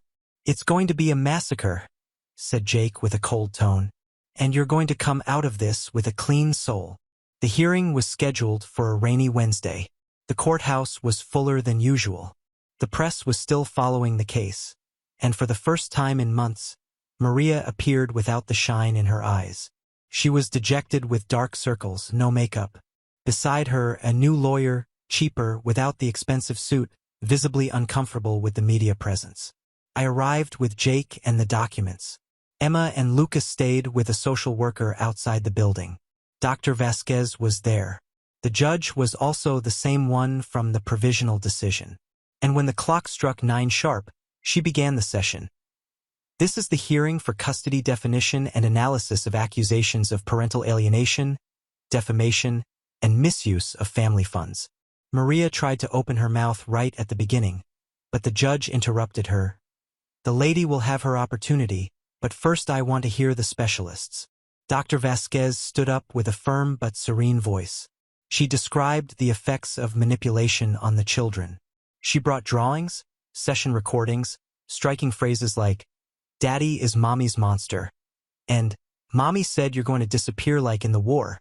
This child, Lucas, 5 years old, reported fear of sleeping because he thought his father could be killed in the room while he slept. He associated this with war. The most serious thing. He associated this with the mother's presence with the new partner. He said that Brad said that men like his father were weak and had broken soldier heads. Silence. The judge was taking notes. Maria's lawyer shook his head, uncomfortable, and Maria kept her eyes down. Then came the bank statements, the transfers to Brad, the purchases made with my money, the dinners paid with my card, the iCloud message screenshots, the videos, the recordings. Each piece of evidence was a shot back against everything they had done to me. Her lawyer tried to disqualify the videos. "They're montages, loose excerpts. They don't represent the whole." Jake stood up calmly and retorted, "Perfect, Your Honor. We have all the original videos with metadata, locations, and dates. More than 200 files, all in sequence, with children being trained to lie, with Mr. Brad encouraging lies in exchange for gifts. We even have a video where Maria laughs while Lucas asks if Daddy is going to die soon so he won't have to lie anymore." The impact was immediate. The judge asked for silence, asked for a break. And when she returned, she looked at Maria like a teacher who had finally seen what the student had been hiding for months. "Mrs. Maria, do you wish to make any statement?" Maria stood up. For the first time in a long time, her eyes were teary. "I was overwhelmed. I felt abandoned. And when Brad appeared, I just wanted help. I was wrong, but he also manipulated me. I never wanted to hurt the children." The judge remained silent for long seconds, then said, "This hearing is not about what you felt. It's about what you did." And then came the sentence. "Legal and physical custody of the children will be definitively granted to the father, Mr. Hanley. The mother may request supervised visits once a month upon favorable psychological report. The accusations of parental alienation and misuse of funds will be forwarded to the public prosecutor's office for criminal investigation." This court closes this session with the certainty that the children will finally have peace. There was no celebration, just silence. Maria left the room as if floating. She didn't look me in the eyes, didn't even try to talk to me. It was as if everything had ended there. But for me, something was beginning. I returned to the car, took a deep breath, and called the school. I wanted them to know that the parents were now just one, and that father was present. That night, Emma helped me prepare dinner. Lucas put the napkin on his lap and said, "Thank you, Dad," before eating. And I cried again, but this time it was happiness. And happiness, even after so much time in darkness, is like a sunrise in slow motion. You almost don't believe it until you're completely enveloped by the light. For the first time in almost 2 years, I felt peace. Not that noisy peace with victory shouts and celebrations, but the silent peace of seeing my children sleeping peacefully with relaxed bodies, without fear, without nightmares. The peace of seeing school drawings stuck on the refrigerator, of hearing, "Daddy, help me," instead of, "I want to leave." The following weeks were of reconstruction and also vigilance. Although custody was already mine, I knew Maria wouldn't give up so easily. She was driven by control, and people like that, when they lose dominion, become even more dangerous. Brad had disappeared from the map. Some said he moved to another state. Others swore he was living with his parents, hiding in shame. And Maria? Well, she tried to appeal the decision, but there were no loopholes. The court was clear. She would need to present favorable psychological reports. And until that moment, she hadn't even shown up for the first session. But like every story involving wounded pride, the final blow didn't take long to come. It was on a Tuesday morning. I had dropped Lucas off at school and was returning to pick up Emma, who had a medical appointment. The school principal discreetly called me to talk. "Mr. Hanley, we feel you need to know. Yesterday, a woman presented herself at the gate saying she was Emma's mother. She tried to take your daughter from school. She said you had authorized it by phone." My heart raced. Did she manage to take Emma? No. Thank God, no. The employee was suspicious of how she was dressed, nervous, and called the coordination directly. "We have cameras and we've already passed everything to the police." The lady left before we could contain her. I froze. Maria had tried to kidnap her own daughter. I ran to the school, hugged Emma so tight she almost lost her breath. Then I called Jake, who filed an emergency restraining petition. Within 24 hours, Maria was prohibited from approaching any place frequented by me or the children. And now she couldn't even send letters, messages, or communications. But what destroyed me again was what Emma told me that night while combing her hair in front of the mirror. She wanted to take me to live with Brad. She said there I could use TikTok without anyone bothering me. She said you were too old to take care of us. My blood boiled, but I swallowed hard. "And what did you answer?" She looked at me through the mirror, her eyes teary but firm. "That she lost me the day she taught me to be afraid of you." My world stopped for a second. Emma had finally understood. Lucas already saw me as a hero again. Now it was Emma's turn. And that night, for the first time since I returned from Afghanistan, both of them lay in bed with me to watch a movie. There were no screams. There was no war, just blankets, popcorn, and shy smiles. Gradually, we were becoming a family again. And it was in this moment of reconstruction that an idea lit up inside me. I didn't want other fathers to go through what I went through. I decided to look for the journalist who had done the first article and told him everything. The part about the videos, the manipulation, the kidnapping attempt. He listened to everything in silence and at the end said, "This needs to be told, but not as another scandal, as a warning." A new project was born there. Together, we produced a documentary series called Father, Soldier, and Survivor, telling the story with evidence, testimonies from Dr. Vasquez, from Jake, even from the school principal. Without sensationalism, just the truth. The first episode aired 3 weeks later. It went viral. Thousands of comments. Fathers who identified, mothers who asked for forgiveness for similar attitudes, specialists debating the impact of parental alienation. The story stopped being just mine. And with that, Maria lost any chance of cleaning up her image. Her parents kicked her out of the house. The attempt at reconciliation with Brad failed, and she was fired from her job. The last news I received was that she was living in a rented room in the back of a distant house, working at a restaurant at night, unable to talk to her children. Many would say it was karma, but for me it was justice. At the end of that month, while putting Lucas to sleep, he hugged me and said, "Daddy, when I grow up, I want to be like you." I looked at him, moved. "Why?" "Because you're brave, but you also know how to give affection." I didn't sleep that night. I sat on the edge of his bed, watching his serene, protected face. I had gone through hells that not even the worst combats had prepared me for. But I survived, and more than that, I won. But not in the way people imagine, not with trophies, medals, or glory headlines. My victory was silent. It was waking up with my children calling me for breakfast. It was hearing laughter that didn't come loaded with pain. It was stopping sleeping with one eye open and my soul armed. It was allowing myself to breathe. Months passed since the trial, since Maria's failed attempt to take my daughter by force, since I went from monster to father, from marginalized to protagonist of my own story. And now our routine was simple, serene, full of small conquests that maybe no one else would notice, but that for me were miracles. Lucas now slept in his own room without needing the light on. Emma called me to help her with homework. Both laughed when I burned the toast or got the cartoon name wrong. Our weekends were ours, with bicycles in the park, movie sessions, and long walks where we talked about everything and nothing at the same time. But inside me, there was still something unresolved, an uneasiness, a remnant of trauma that not even victories could erase. It wasn't guilt. It was the weight of silence. Because even after everything, Maria was still out there, quietly defeated perhaps, but still breathing the same anger, and that prevented me from lowering my guard. One day I received a letter handwritten. I recognized the handwriting immediately. Maria.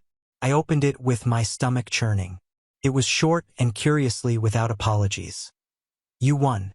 You always wanted to win. I hope you're happy now. I lost everything. You took everything. Nothing about the children. Nothing about what she did. Nothing that showed remorse. It was just more proof. She didn't want forgiveness. She wanted control, and she lost control. That, for her, was hell. I didn't respond. I burned the letter in the backyard like someone burning a last memory before moving on. Therapy continued, not just for the children. For me, too. Dr. Vasquez accompanied me in this process. And it was she who once told me, "You don't need to wait for the apology that will never come. You don't need that permission to be happy. Justice has already been done." And she was right. I started giving lectures at schools and community centers. I talked about trauma, parental alienation, and family reconstruction. It wasn't about turning pain into a show. It was about taking something rotten and making something worthwhile sprout. A father who had been publicly destroyed, but who didn't allow that to define his existence. One day, I was called to speak at an event for veterans. There were other men like me, some with visible scars, others with hidden wounds that no one dared to touch. I spoke for almost an hour. At the end, one of them, a gentleman with gray hair and calloused hands, hugged me and said, "You didn't just survive the war, son. You won the one nobody wants to fight, the one of the soul." That night, when I returned home, I found Emma and Lucas in the kitchen preparing cake. The mess was absurd, flour even on the ceiling. But the happiness stamped on their faces was something no medal in the world could give me. I sat on the floor with them, laughing, tasting the raw cake, helping with the mess. On the living room wall, a new frame now hung. It wasn't a military decoration, not a judicial certificate. It was a drawing made by Lucas, the three of us holding hands with the caption, "My real family." And it was there that I understood. The war was over, and against all odds I had come home. Now on to the next story. Story 3. My name's Lucas. I'm 34 years old. And if there's one thing you should know about me, it's that I learned early on how to be underestimated. I wasn't the golden child. That was my brother Jared. He was the star quarterback, the future CEO, the one with the jawline and charm that made my mom's friends fawn over him at family parties. I was the quiet one, bookish, awkward, more interested in coding JavaScript than throwing a football. While Jared's high school trophies collected dust on the living room shelf, my debate ribbons were stuffed into a shoebox under the stairs. I didn't mind, though. Not at first. I figured one day they'd see me, that if I just worked hard enough, long enough, they'd stop looking through me like I was a ghost at the dinner table. We grew up in Michigan, just outside of Traverse City, where our family had a lake house we'd visit every summer. That place was everything to me. It was the one place I actually felt like I belonged. Quiet mornings on the dock, the gentle creak of the screen door, Dad grilling while Mom fussed about mosquitoes. Jared mostly ignored me out there, but I didn't care. I had the woods, the water, my books, and later my laptop. It was where I first started building things, websites, dumb little games, then later tools that actually made people money. I launched my first real software product from that lake house at 21 on a busted-up folding table with 2 bars of Wi-Fi and a cracked screen. But that house was never mine. My parents made that very clear. It was a family treasure, but really it belonged to them. And by extension, Jared. They never said it out loud, but you could feel it in the way they talked. When Jared has kids, they'll love the canoe. Or, someday Jared will host 4th of July here. Meanwhile, I was the one actually fixing things. I was the one who rewired the old breaker box when it sparked one winter. I was the one who unclogged the septic tank when we couldn't get a plumber out in time. But when I asked just once if I could bring a few friends for a long weekend, Mom wrinkled her nose and said, "That's not really what this house is for, Lucas." Still, I kept showing up. I paid my dues. I took the long drives up north, fixed what needed fixing, mowed the lawn when Dad's back started giving out, and never once asked for anything in return. I didn't even live in Michigan anymore. I was out in Seattle building my second startup, but I made time to visit, to help, to stay connected. I told myself it was about love, about family, that someday I'd be part of the conversation, that they'd see me not as the other son, but as someone who mattered. The real shift started about 3 years ago after Jared moved back home. His marketing agency had collapsed during the pandemic. Something about over-leveraged clients and a botched crypto partnership. He'd burned through his savings and returned to Michigan with his tail tucked between his legs. My parents didn't seem to care. They welcomed him with open arms and zero accountability. "He just needs a little time to get back on his feet," Mom told me on the phone, like he hadn't ghosted our family for the past year while living in Miami. When I flew in for Thanksgiving that year, Jared was already living at the lake house full-time. Temporarily, they said. He greeted me at the door like I was an Airbnb guest. Shoes off. We just refinished the floors. He smirked as if he'd done any of the work. My parents had given him free rein. He turned the upstairs office into his gaming room, piled boxes in the guest bedroom where I usually stayed, and started talking about renovation plans like he already owned the place. I tried to ignore it. I stayed at a hotel, brought a bottle of good Pinot for dinner, and made polite conversation, but something had shifted. The energy was off. At dinner, my dad started asking me what I was really doing with my time. "You're still doing that tech stuff, right? Apps or games or whatever it is?" he asked, waving his fork around like he was shooing away a fly. "It's enterprise software," I said. "We help mid-size companies automate." "That's nice," he interrupted. "But you're not one of those guys who burns out at 35, right? All hustle, no substance." Jared chuckled. "Yeah, dude. I read this article about how most tech bros crash and burn by the time they hit your age." Mom laughed like it was a joke. "Oh, come on, Jared. Lucas is smart. I'm sure he's got something saved up.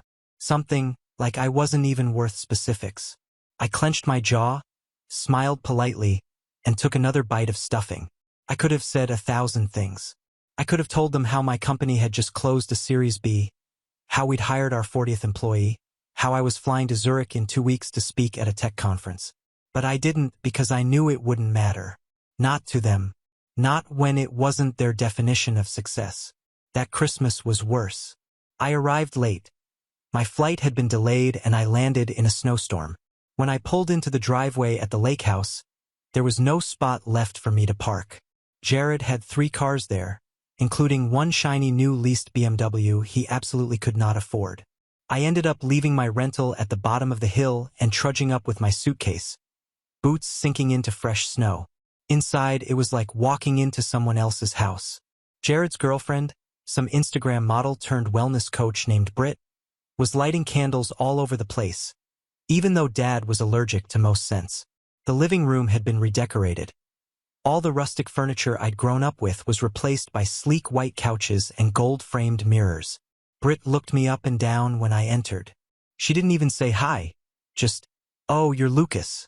Last I checked," I said. She shrugged. "I thought you'd be taller." Dinner was awkward from the start. Jared sat at the head of the table. My dad didn't even question it. The turkey was dry, the wine was cheap, and nobody asked me a single question about my life. Not once. Instead, they fawned over Jared's new consulting business and his plans to scale a content agency through AI. I wanted to laugh. He didn't even know how ChatGPT worked. Then, after dessert, when everyone was full, Tipsy and relaxed, Dad raised his glass. "I've got an announcement," he said, eyes twinkling like he was about to drop the best news in the world. "We've decided. It's time to sell the lake house." A pause. Mom smiled and put her hand on his. "It's been a good run," she added. "But the upkeep, the taxes, it's just too much. And frankly, we'd rather enjoy the money while we still can." I blinked. "Wait, really? You're selling it?" Dad nodded. "We've got a buyer already. Silverpine Ventures. $12 million, all cash." Jared whooped. "That's incredible. Finally. Time to get rid of this drafty old money pit." I couldn't believe what I was hearing. "Wait, 12 million? Isn't this place appraised at like 6? Dad grinned. "Silverpine must really want the location. We're not asking questions. We signed the contract yesterday." Then he turned to me. "And before you ask, no, you're not getting a dime. We're putting it all into a trust for your mother and me. Jared's been helping out a lot lately, so we'll take care of him down the line. But you've got your little business, don't you?" My mouth went dry. The room seemed to spin. "Good," Jared said with a smug nod. "You never deserved it anyway." I stared at them. My parents, my brother, Britt filing her nails like this was all some reality show. And I felt it, this quiet click in my chest like a switch flipping. I set down my wine glass gently, looked Dad in the eye and said, "Dad, I am Silverpine Ventures." The room fell dead silent. Mom's fork slipped off her plate and clinked against the china. Jared furrowed his brow. "Wait, what?" I smiled, slow and calm. "Yeah, I bought the house." And that's when everything changed. The silence after my words was the kind that presses into your ears, not just from shock, but from something deeper, something unraveling. My mother blinked, lips parted slightly, as if her brain had lagged behind the conversation. Jared let out this incredulous laugh, the kind people make when they think you're lying just to save face. "Yeah, right?" he scoffed. "You expect us to believe you have 12 million lying around to drop on a cabin in the woods?" "It's not a cabin," I said quietly.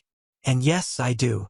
Jared looked to Dad like he was expecting backup, but Dad's face was already turning a strange shade, somewhere between red and pale, like he wasn't sure whether to get angry or scared. "That's ridiculous," Mom said finally, forcing a chuckle. "Don't be dramatic, Lucas. This isn't a game." I reached slowly into my coat pocket, pulled out a neatly folded copy of the purchase agreement, one I had printed just in case this exact moment ever happened, and placed it on the table right beside the cranberry sauce. "Page 3, I said, right above the wire instructions. "Buyer, Silverpine Ventures LLC. Managing Director, Lucas D. Hartwell." My full name, my signature. Notarized. Dad picked it up with trembling fingers. His eyes scanned it once, then again, then a third time, like the words would magically change if he stared hard enough. "Impossible," he whispered. "It's not," I said. "You signed the documents. You just didn't bother checking who was behind the shell company. It wasn't even hard to pull off. I'd hired a real estate acquisition firm months ago under Silverpine's name. They were instructed to approach Dad as if they were interested in development, something sleek and modern like lakeside condos. The offer was deliberately outrageous. The team was told to act fast, fly in, flatter him, talk big numbers, lean on phrases like legacy and asset divestment. Dad ate it up. "I knew you wouldn't sell it to me directly," I said. "You never thought I was worthy of it." Nobody spoke. You could have heard snow falling on the roof. Jared was the first to react, pushing up from the table so fast his chair screeched across the hardwood. No, this is bullshit. This is a joke. You're messing with us. You're playing some sick game to embarrass Dad." "You embarrassed yourselves," I replied. "I just made an offer." Mom's eyes were wide now. She looked at Dad, panic in her voice. "You said it was a private investor. You said it was some California tech firm." Dad looked genuinely ill. I didn't check. The lawyers handled it." "You didn't check because you never once considered that I could be behind anything of value," I said, standing now too. My voice was calm, almost quiet, but every word hit like a hammer. You made it crystal clear year after year that Jared was the future of this family. I was just the weird one with his head in a screen. But guess what? That screen built me a company. A company with cash on hand. A company that now owns this house. Jared was pacing now, muttering under his breath. He looked at me like I'd grown horns. You seriously bought the house out from under our family? He spat. What kind of selfish, vindictive freak does that? I turned to him fully. The kind who was told his whole life he didn't belong here. The kind who finally decided to stop asking for permission. But that wasn't the end of it. Not even close. The next morning, I woke up early and walked out onto the deck. The same deck I'd sat on as a teenager, watching the lake shimmer in the morning sun. Except now it was mine. And yet, even as that thought settled in, I felt a strange weight in my chest. Part pride, part grief. This wasn't how I wanted it to be. I didn't want a victory shaped like exile. I made coffee and waited. And sure enough, Jared came stomping into the kitchen around 7 a.m. eyes bloodshot, shirt wrinkled, already seething. You think this changes anything? He said. You really think owning this place makes you family now? I looked at him, mug in hand. No, it just makes me the owner. He slammed his palm against the counter. You're going to sell it back. You hear me? I'll get Mom and Dad to pull together money. You don't get to take this from us. I raised an eyebrow. From you, Jared? You've been squatting here for free for a year. You haven't paid a cent in property taxes, maintenance, or bills. You treat this place like it's your birthright. It is, he said, almost shouting now. You don't deserve this place. You don't even care about tradition or family. You live in Seattle with your smug little startup and think that makes you better than us. I set the coffee down slowly and walked to the doorway. No, Jared, I said. I don't think I'm better. I think I worked harder, and I stopped waiting for your approval a long time ago. He stared at me, mouth working like he wanted to say something cruel, but couldn't find the words. Then he stormed out. The manipulation started right after breakfast. Mom pulled me aside, her tone syrupy sweet. Lucas, honey, I think there's been a misunderstanding. No misunderstanding, I said. You've always been so practical, she continued, ignoring me. Surely you don't actually want to keep the lake house. You live so far away. You'd never use it. It's just sitting here. It should go to someone who can care for it, someone with family. I didn't respond. I just sipped my coffee. Think about your nieces and nephews, she added. Even though Jared didn't have kids yet, wouldn't you want them to grow up here? Wouldn't you have wanted me to grow up feeling like I belonged here? I replied. She blinked. That's not fair, Lucas. No, I said. It's overdue. By afternoon, it was Dad's turn. He came in from the garage looking somber. Look, he said. I was surprised last night. I admit that, but I've had some time to think. I suppose I should be proud. I didn't do it for your pride, I said. Still, he said, voice low. This is a serious piece of property. You're going to need help managing it. Insurance, utilities, winterization. I've already hired a property manager, I said, and a lawyer and a security firm. Everything's covered. He stared at me like he didn't recognize me anymore, like he was still trying to find the old Lucas, the one who stayed quiet, the one who always helped but never asked for anything. That Lucas was gone. The next 2 days were unbearable. Jared started posting passive-aggressive messages on Facebook, hinting about betrayal and greedy siblings. Britt kept whining that the vibes were off. Mom cried quietly over dinner, hoping guilt would work where logic failed. Dad retreated into silence, only emerging to offer bitter, clipped comments about family unity and disappointments. And me? I stayed calm, detached.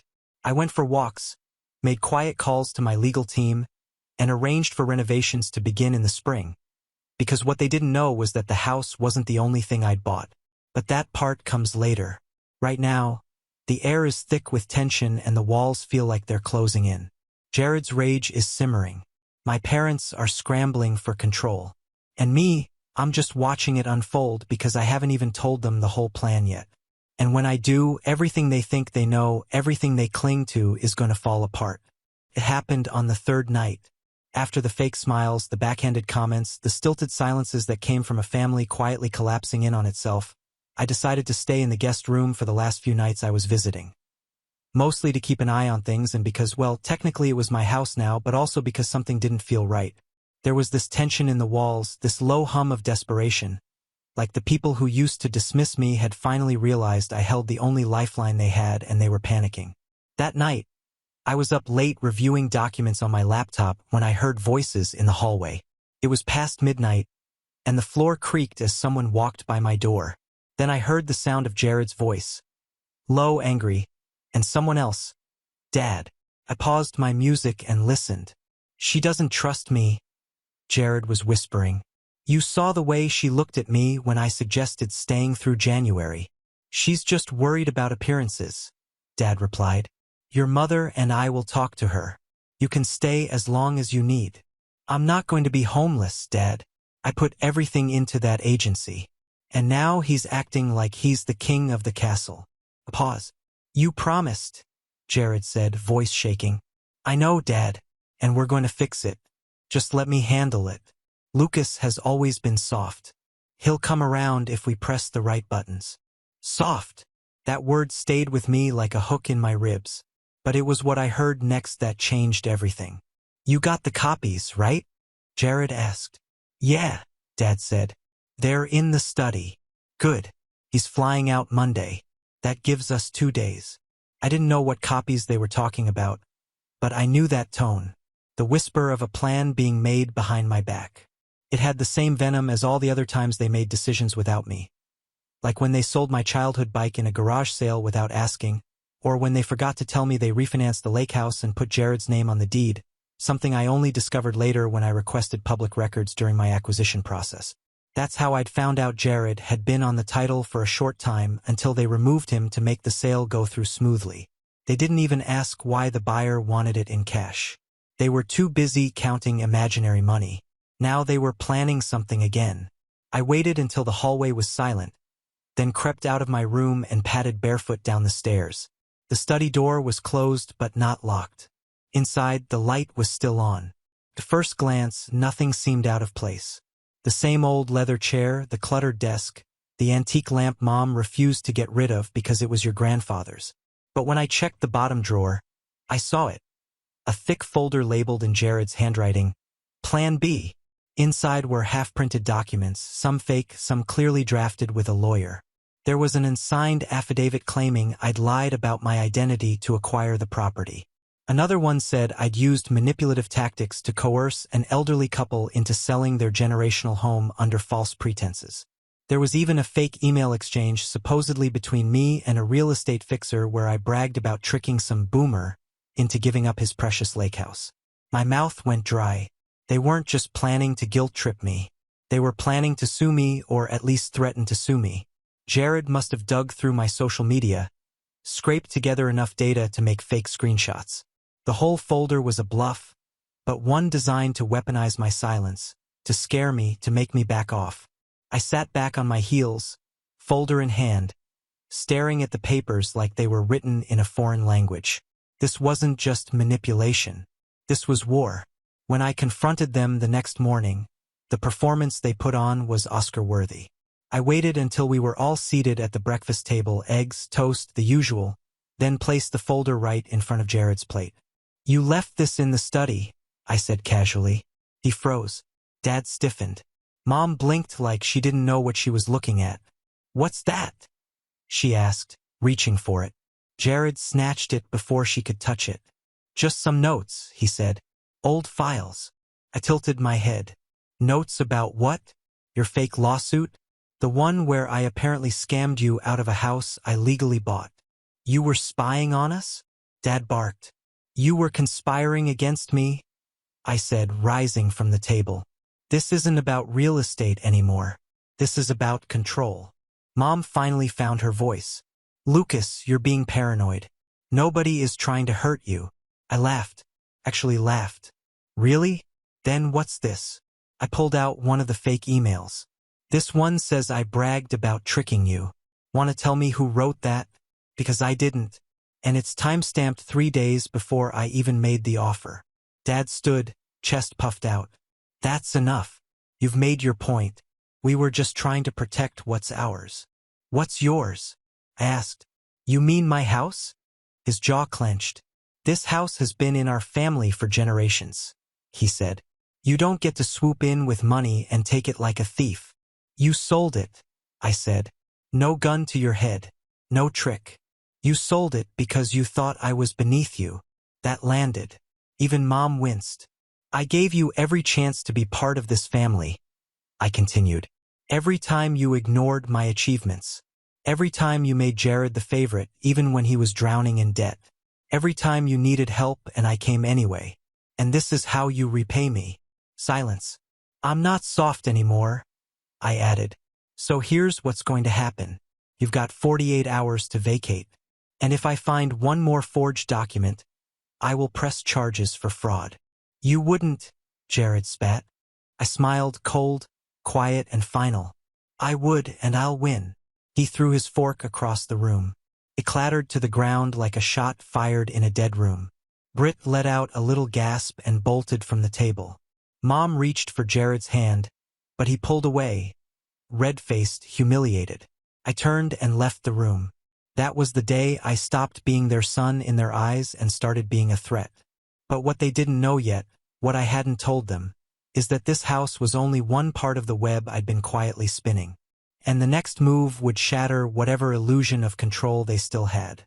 The worst part wasn't the betrayal itself.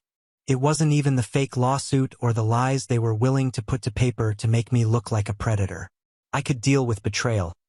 I'd been dealing with it in quiet doses my whole life, brushed off in conversations, excluded from family photos, treated like an afterthought while Jared basked in unconditional applause.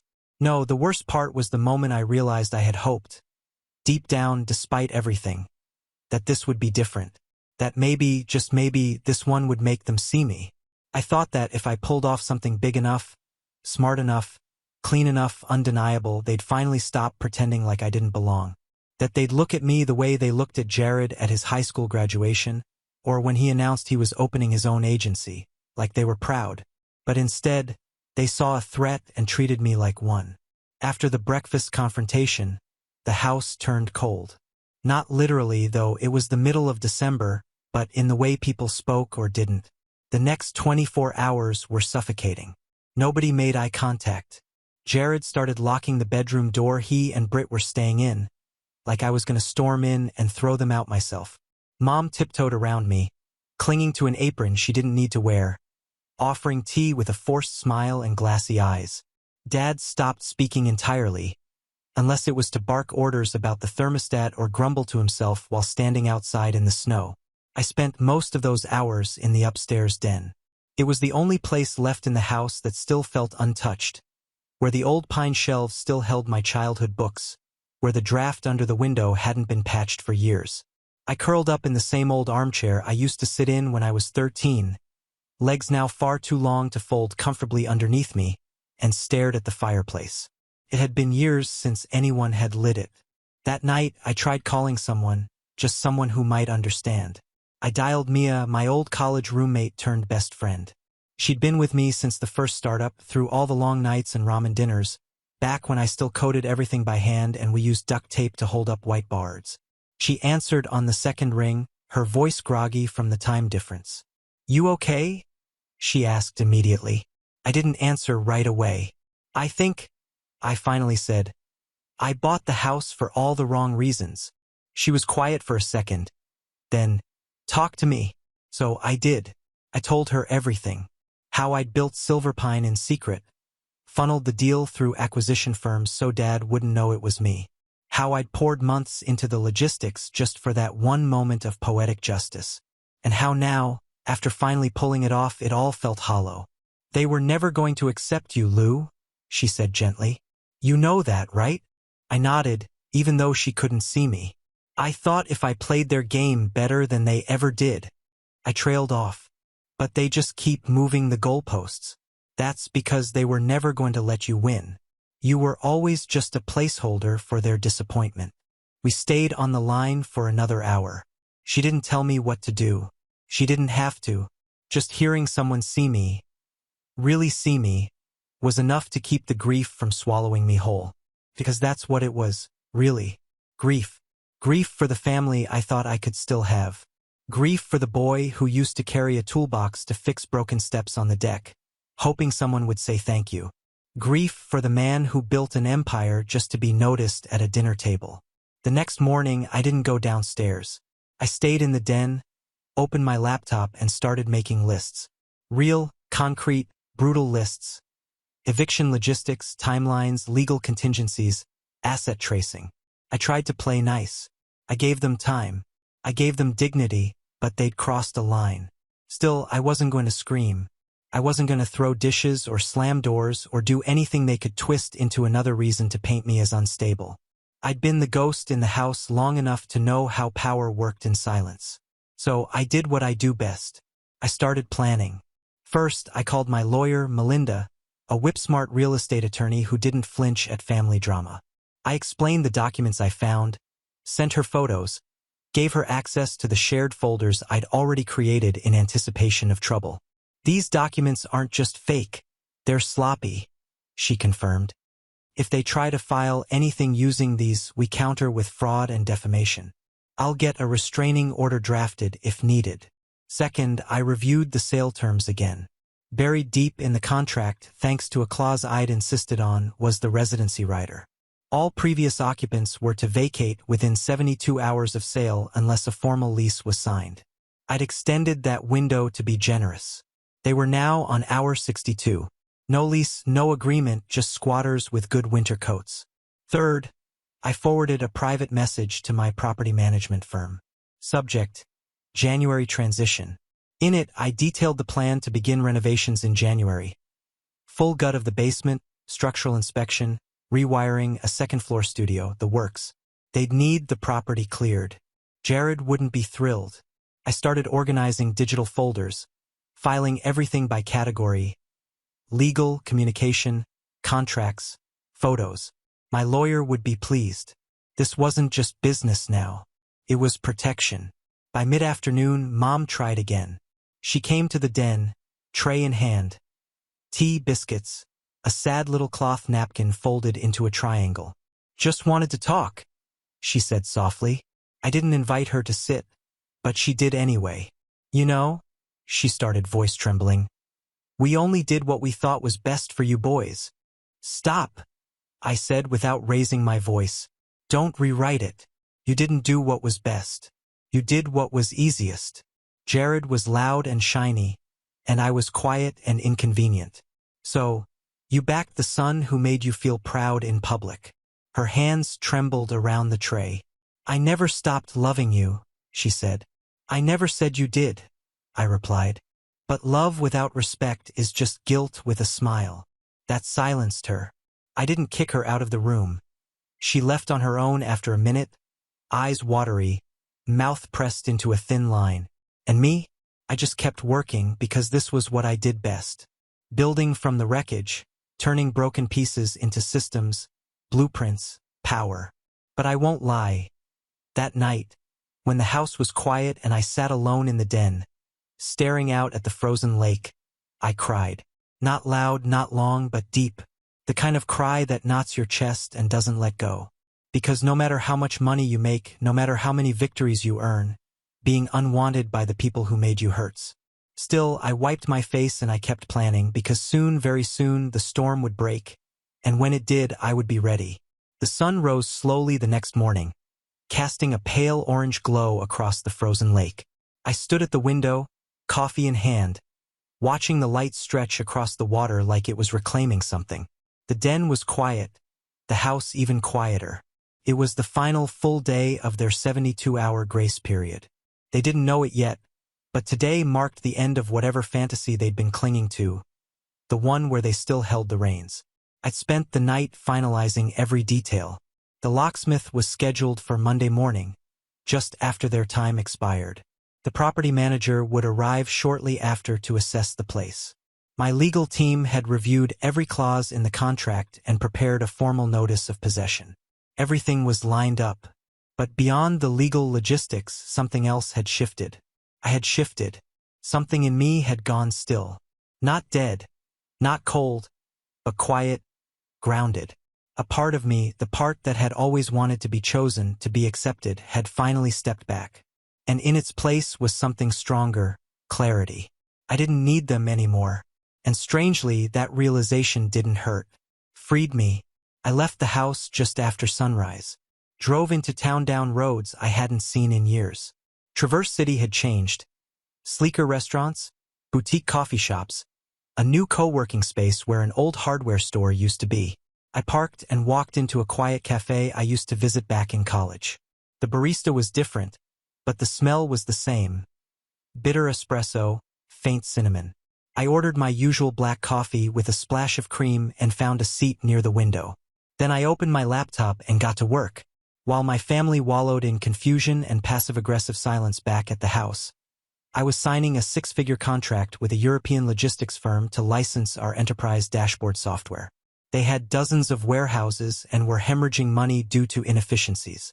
Silverpine's newest product would solve that. We'd been negotiating for months. This morning it closed. An hour later, I got a Slack message from our CFO. Kayla just hit $10 million in ARR. Want me to draft the investor update? Me. Let's wait until Monday. I have another surprise coming. Because that wasn't the only deal in play. The night before, after I hung up with Mia, she connected me with a regional developer group in Michigan. They'd been eyeing lakefront property for a luxury boutique resort, a sustainable minimalist lodge designed for year-round wellness retreats. Normally, I wouldn't have considered it, but after reading their pitch, I realized something. The lake house could be more than a monument to my family's selfishness. Could become a legacy of my own choosing. The developers didn't want to gut the house. They wanted to preserve it, just upgrade it. Expand the dock, build an eco-friendly spa, and a few small cabins down the slope. A blend of old and new. They even offered to name the retreat after the property's original name, Hartwell Point. They had no idea who I was when we spoke. By noon, I had a preliminary agreement in my inbox. It would mean demolishing Jared's gaming room and the guest suite he'd claimed as a personal kingdom. It would mean gutting the kitchen Mom always boasted about but never really used. It would mean wiping away the last fingerprints of their dominance. I clicked accept. When I returned to the lake house later that afternoon, I found Jared sitting on the couch in the living room, laptop open, typing furiously. Britt wasn't there. Apparently, she'd left that morning after a loud argument that shook the upstairs hallway. Something about how she wasn't going to freeze in this depressing house with a bunch of losers. Not even Jared could charm his way out of her exit.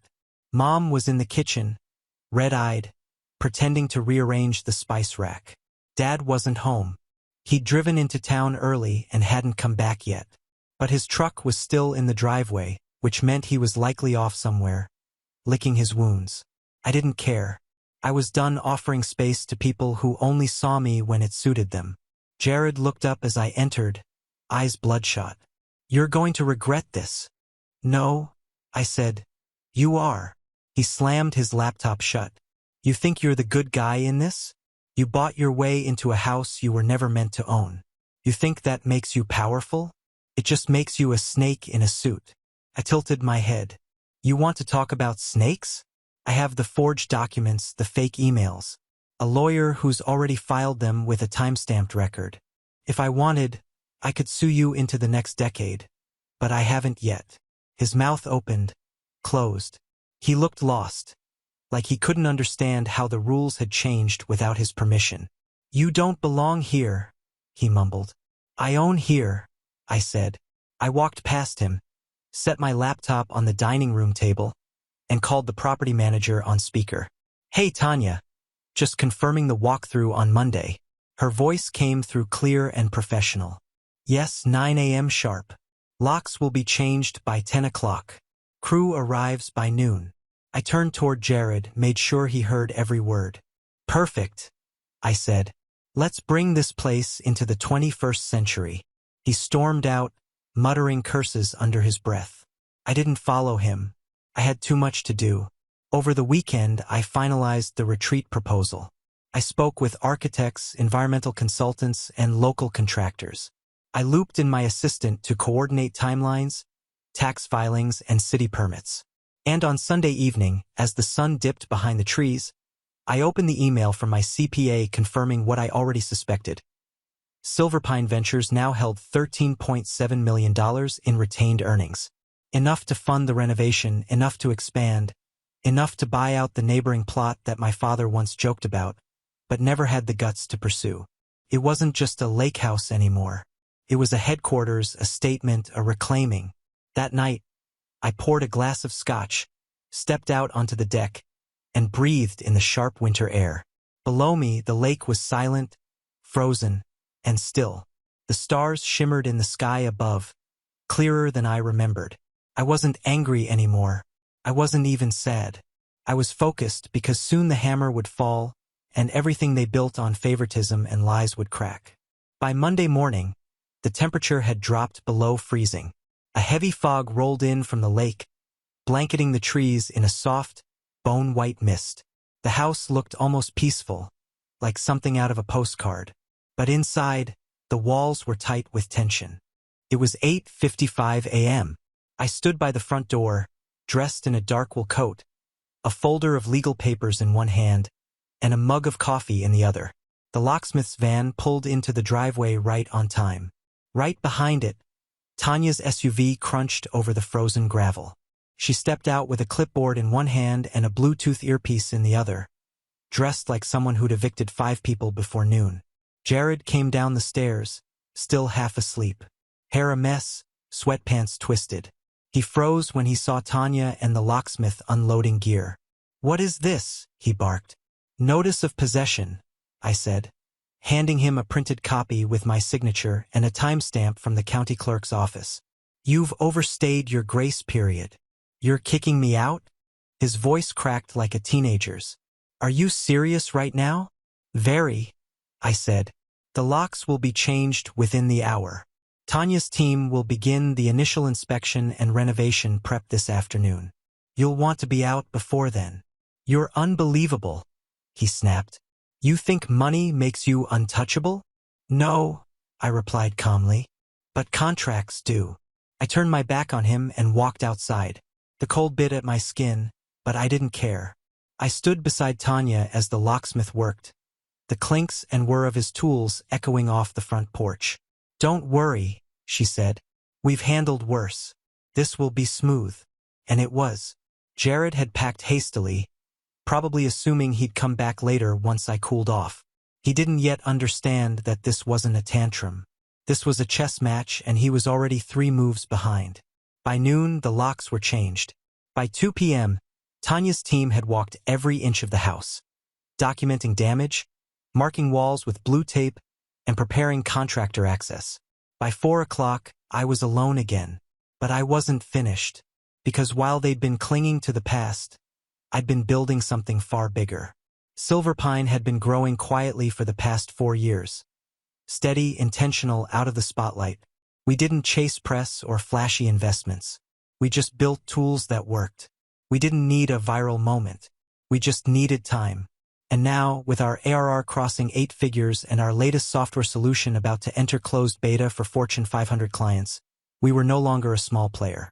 But here's the part that matters. Silverpine wasn't just a tech company. I'd spent the last 18 months transforming it into something else. A holding company. Quietly acquiring assets, real estate, dormant LLCs, and shell corporations that held strategic value. Not because I needed more money, but because I'd learned something important from watching my family. Power isn't in what you own, it's in what people don't know you own. Take the property next to the lake house, for instance. Jared always joked about it, called it the junkyard because it was overgrown, filled with rusted-out trailers and an abandoned boathouse. He used to shoot bottle rockets across the property line just to annoy the owner. The guy who lived there was a recluse, paranoid, always threatening lawsuits over trespassing. 2 months ago, I bought it through a shell company. The deal closed in cash. The old man finally agreed after I offered him 30% over market value and covered his moving expenses to Florida. My lawyer even helped set him up with a new mobile home.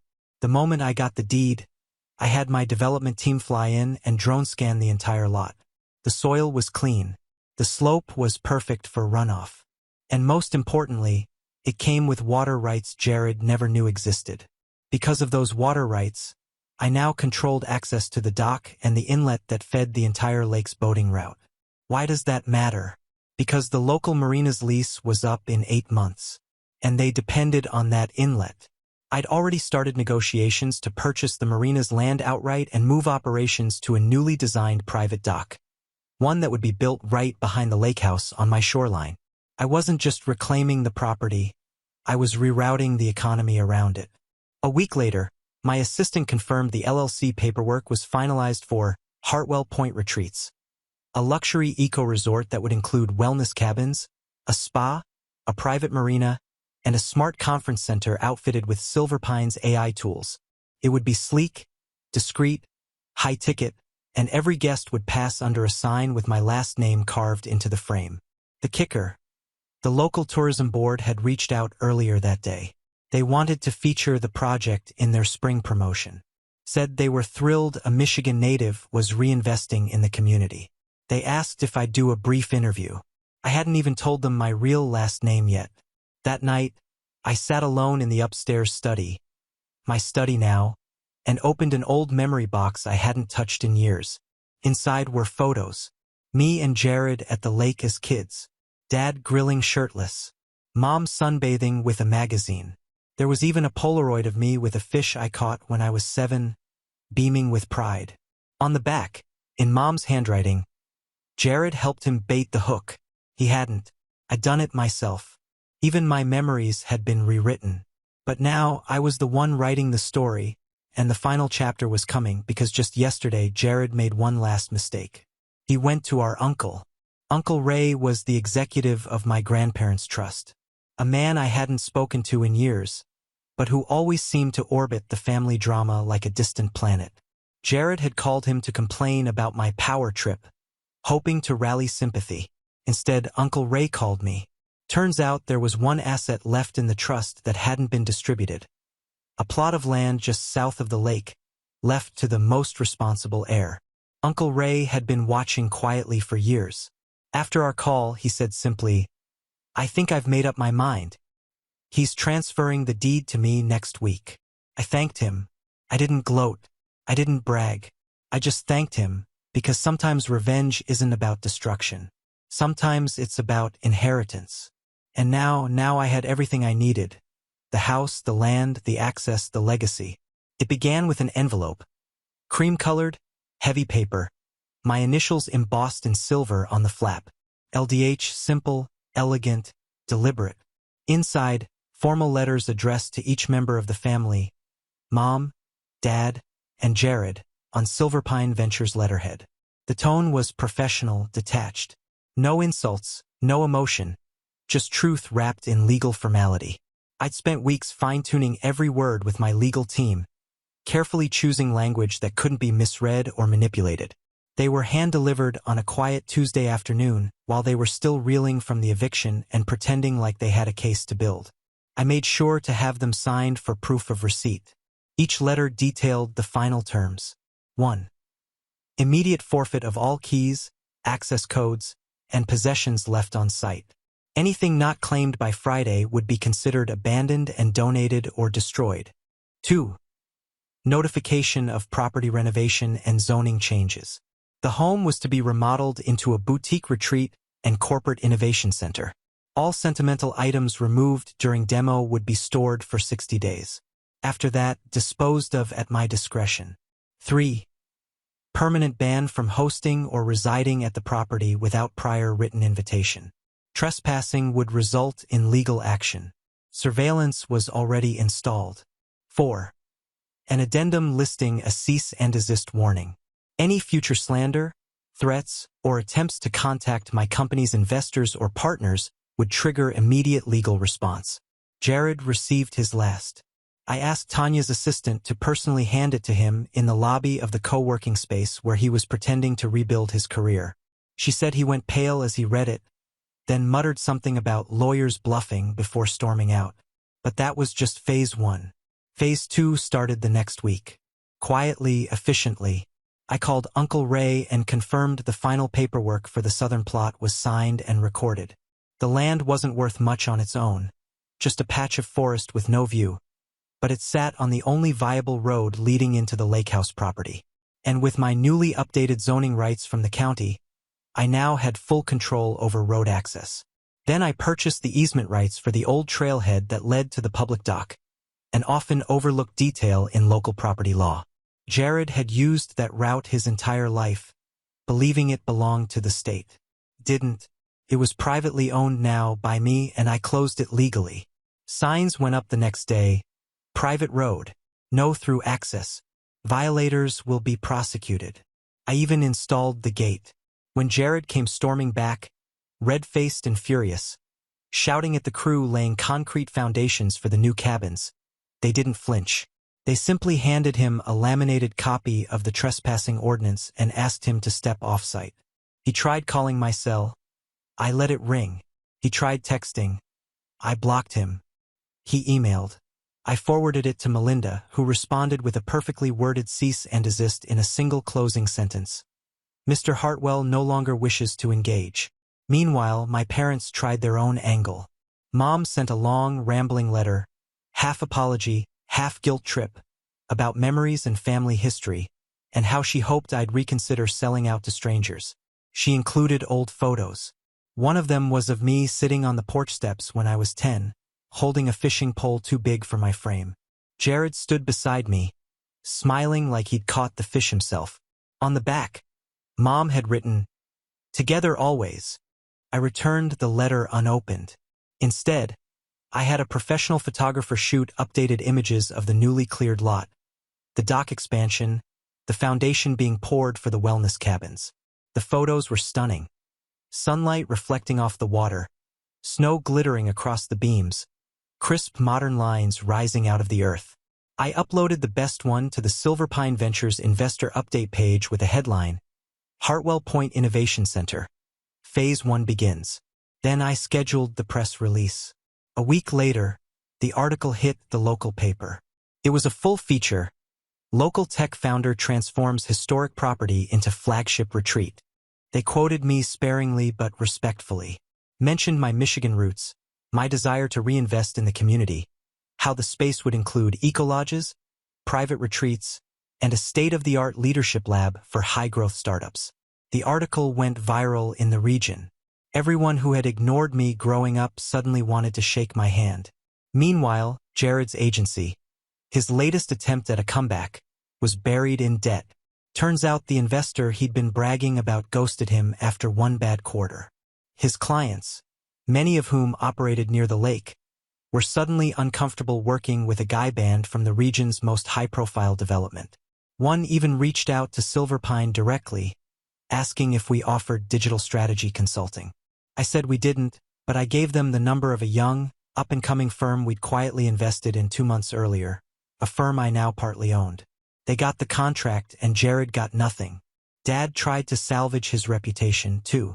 Started telling people at the golf club that he'd sold the house to his son as a favor, that it was always the plan, that he was proud. Then someone showed them the article and the quote from the developer. We were thrilled when Mr. Hartwell approached us about the land. The family had no idea who we represented until after closing. The lie unraveled fast.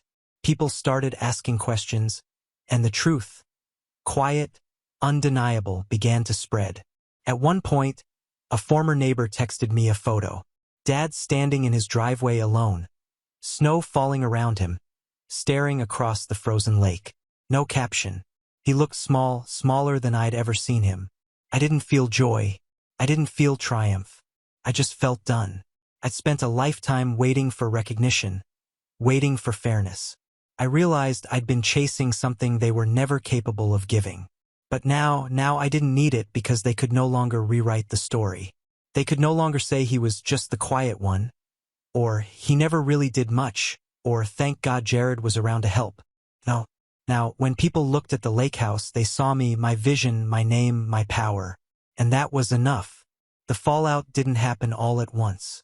It came slowly, like water seeping into the cracks of a foundation. Quiet, steady, and utterly unstoppable. 3 weeks after the press release, my mother sent a formal letter through her attorney requesting a compassionate reconsideration of the trespass restrictions.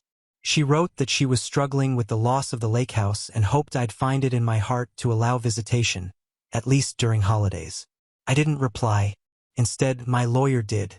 She reminded them that the property was now zoned commercial, not residential, that visitation rights didn't apply, that any future attempts to visit without written consent would violate both trespassing laws and a standing civil protection order filed in response to their prior attempts to falsify legal documents. Mom never wrote again. Dad, on the other hand, couldn't let it go.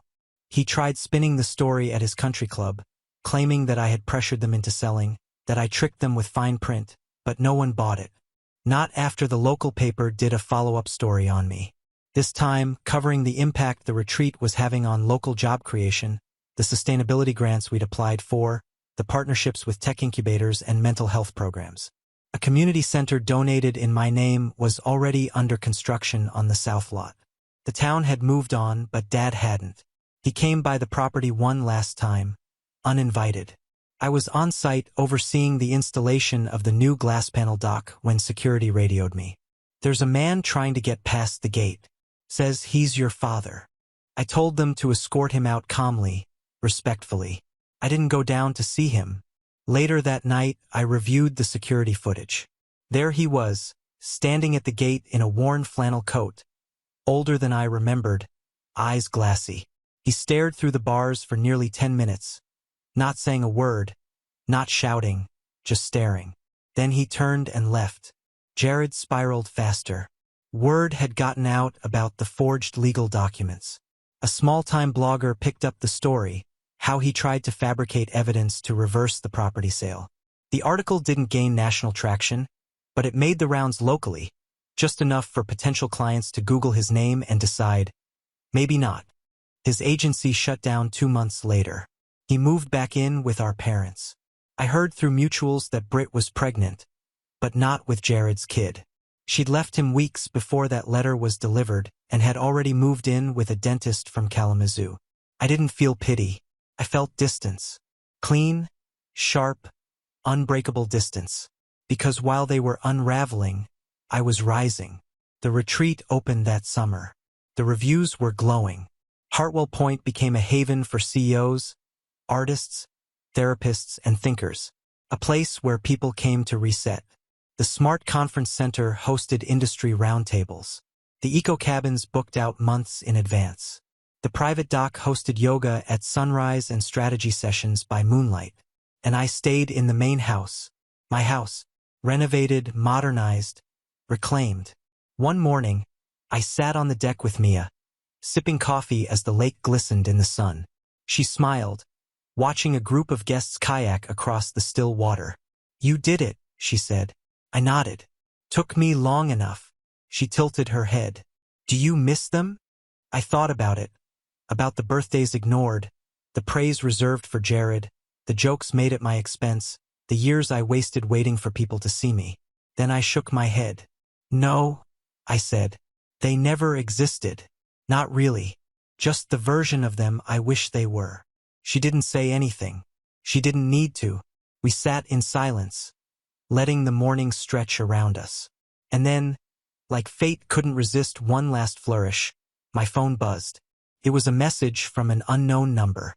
A photo, Jared, Dad, and Mom standing outside a weathered suburban home I didn't recognize. The yard was patchy, the siding dull. A half-hearted for sale sign leaned sideways in the grass. Underneath it, just 3 words, "Hope you're happy." I looked at it for a moment. Then I deleted it.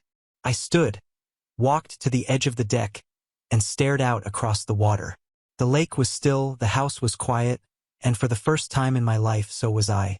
Now on to the next story. Story 4. My name's Leo. I'm 32, and for most of my adult life, I've been the unofficial ATM of my family. It wasn't always like that. When I was younger, we were a pretty close unit, or at least I thought we were.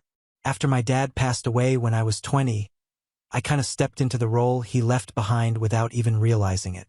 My mom, my younger sister Mia, and my Uncle Ray, her brother, started leaning on me for everything. First, it was small. Helping with groceries, chipping in for repairs, driving Mia to appointments when her car broke down. Felt natural. Family helps family, right? But as I got older and started building a modest life for myself, I realized they never stopped needing me, or rather expecting from me. Rent came up late. I covered it. Mia wanted to go on a weekend trip, but didn't have enough money. I transferred her some fun cash. Uncle Ray had his hours cut. I picked up the tab for his utility bills. My mom, she never asked directly anymore. She just said things like, "The landlord's being a pain again," or "The fridge is making that noise. Hope it lasts the month." And I'd send money every time. I didn't even think about it. Not really, because it wasn't about the money. It was about being needed. It made me feel useful, like I was doing something right, even if my own social life was non-existent and my apartment was the size of a shoebox. Then came that call. It was a Saturday afternoon, one of those cloudy, lazy days when I was cleaning my kitchen while a podcast played in the background. My phone buzzed on the counter. Mom calling. I picked it up, figuring it was another subtle hint about rent. But when I answered, there was no response. Just silence, then some rustling, and then voices. I pulled the phone back, double-checked the screen. Still on the call. I almost hung up, figured it was an accidental dial, but then I heard my name. "Oh, please, Leo will pay it. He always does," my mom's voice said, laughing lightly. "He's too desperate to say no." I froze. Mia chimed in next, her voice sharper, almost gleeful. "I told my friend we basically have a walking wallet. He acts all proud of helping, but he'd fall apart if we stopped asking. He needs us to need him."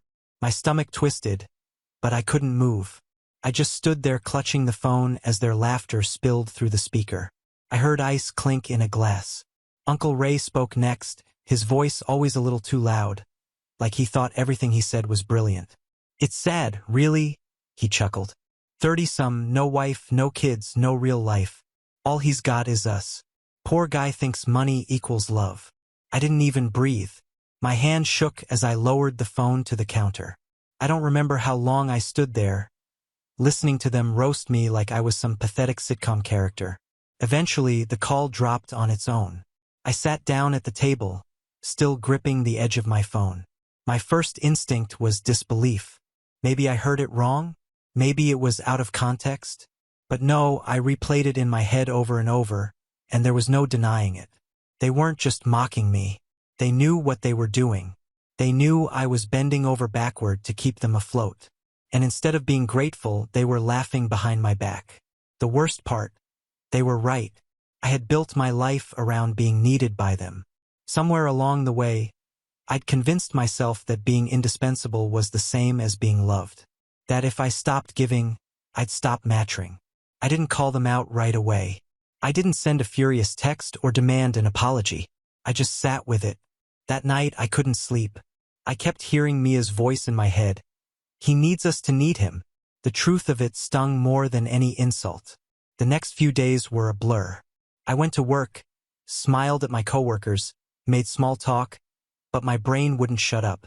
I kept trying to justify things. They didn't mean it. They were just joking. Their family. But every excuse fell flat under the weight of that call. Then, as if nothing happened, on the third day, I got a text from my mom. "Hey, sweetheart. Rent's due Friday. Can you send the usual? Landlord's being annoying again. Love you." No greeting, no warmth. Just the same cycle as if the last few days hadn't happened. I stared at that message for a long time. My thumb hovered over the keyboard. I could have just sent the money like always. Pretended I never heard anything.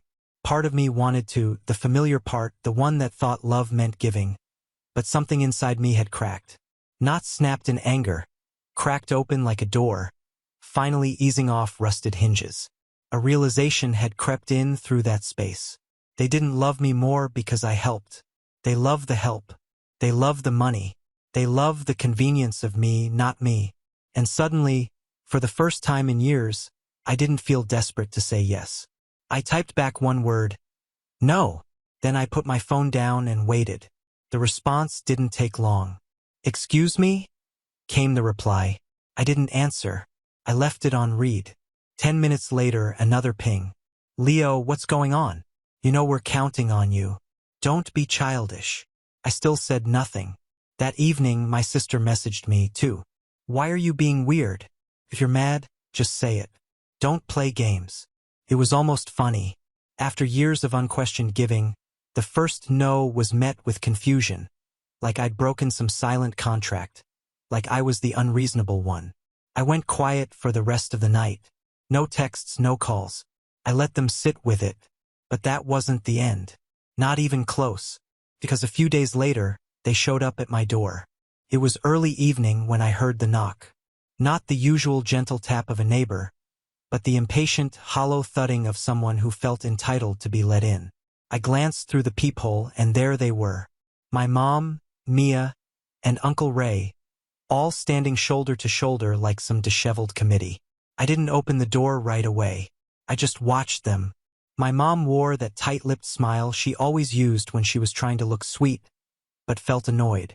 Mia stood with her arms crossed, chewing gum, already rolling her eyes. Ray looked like he'd just rolled out of bed and brought his ego along for the ride. I debated pretending I wasn't home, but something inside me, some exhausted, worn-out part of me, stood up and walked to the lock. I cracked the door open just an inch. "Leo," my mom said, her voice sugary. "There you are. We were in the neighborhood." "You live 40 minutes away," I said, keeping my voice flat. She blinked. "Well, we were getting groceries. Thought we'd stop by. Can we come in?" I didn't budge. "Why?" Now Mia stepped forward. "Seriously, you're going to act like this? Because of what? A stupid joke. So, you do know I heard it?" I said, still not opening the door. Uncle Ray scoffed behind them. "Oh, come on, Leo. Don't be dramatic. Families joke around. You think we haven't said worse about each other? That's supposed to make me feel better?" Mom sighed, suddenly shifting from sweet to stern. "Leo, you're taking this the wrong way. We appreciate everything you've done. We were just joking. That call wasn't meant for you." "But it was about me," I said quietly. "You laughed about how I always pay your rent. You call me a burden. Said I was desperate." Mia rolled her eyes again. "You're twisting everything. It was just a dumb conversation. You seriously going to throw away your whole family over that?" My hand tightened on the edge of the door. "You already did that for me." That's when my mom's mask cracked. Her voice dropped cold and clipped. "Fine. You want to play hardball? You think you're smarter now? After all we've done for you growing up." I felt my chest burn. "I never asked you to pay me back. I just wanted to matter to you. And now I know what you think of me when you think I'm not listening." There was silence for a beat. Then Ray chuckled. "Man, you really are sensitive. All this over some rent money. That did it." I opened the door all the way and stepped aside, not to let them in, but to show them the packed boxes behind me. My living room looked like it had been hit by a moving crew. Stacked cardboard boxes labeled books, kitchen, bedroom. A disassembled desk leaned against the wall. My lease wasn't up for 3 more months, but I'd already put in notice. "Where are you going?" my mom asked, trying to mask the panic. I met her eyes. "Somewhere new. Somewhere far, where no one mocks me when I'm not in the room. Where I don't spend my days trying to earn love that should have been unconditional." "You're running away," Mia scoffed. "Real mature." "No," I said. "I'm removing myself." I could see the shift in their faces now. My mom's faux innocence hardened into disbelief. Mia's smugness curled into something colder. Ray just stared as if I'd started speaking a language he couldn't understand. "But we need you," Mom said suddenly, almost pleading. "You can't just leave. Rent's due." And there it was. Not "we miss you," not "we're sorry," not "we'll change." Just "we need your money." That was the moment it really sunk in. I wasn't their son. I was their paycheck with a guilty conscience. I stepped back into the doorway. "You'll figure it out," I said. "You always told me I was just a burden. Maybe life without me will feel lighter." Mia opened her mouth to say something, but I closed the door before she could. This time I locked it, not out of anger, but out of finality. I sat on the floor beside the boxes, listening as the footsteps faded down the hall. My hands trembled, not from fear or regret, but from the weight of finally choosing me. For the next few days, silence followed. No texts, no calls. I kept expecting some explosion, an apology, maybe, or one of their passive-aggressive guilt trips. But instead, nothing. Then a week later, I got a letter in the mail. It wasn't handwritten, no envelope, just a folded paper with 4 words scrawled in the center. "You'll regret this, Leo." There was no signature, but I didn't need one. I knew who sent it. I held that paper in my hand for a long time.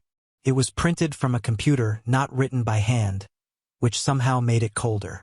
No warmth, no attempt at conversation, just a threat veiled as a statement. "You'll regret this, Leo. No love, Mom. No, from your sister." Not even a signature from Uncle Ray, who used to sign text messages with a thumbs-up emoji like it was his trademark. Just those 4 words, like a warning carved into stone. I didn't show anyone. I didn't tell my coworkers or my friends. Not yet, because I wasn't sure what it meant. Part of me wanted to brush it off as a last-ditch effort to guilt me into resuming my old role. Another part, the quieter, more cautious voice I usually ignored, told me to take it seriously. These weren't strangers. These were people who knew where I lived, what hours I worked, the places I frequented. People I trusted with every version of myself for years.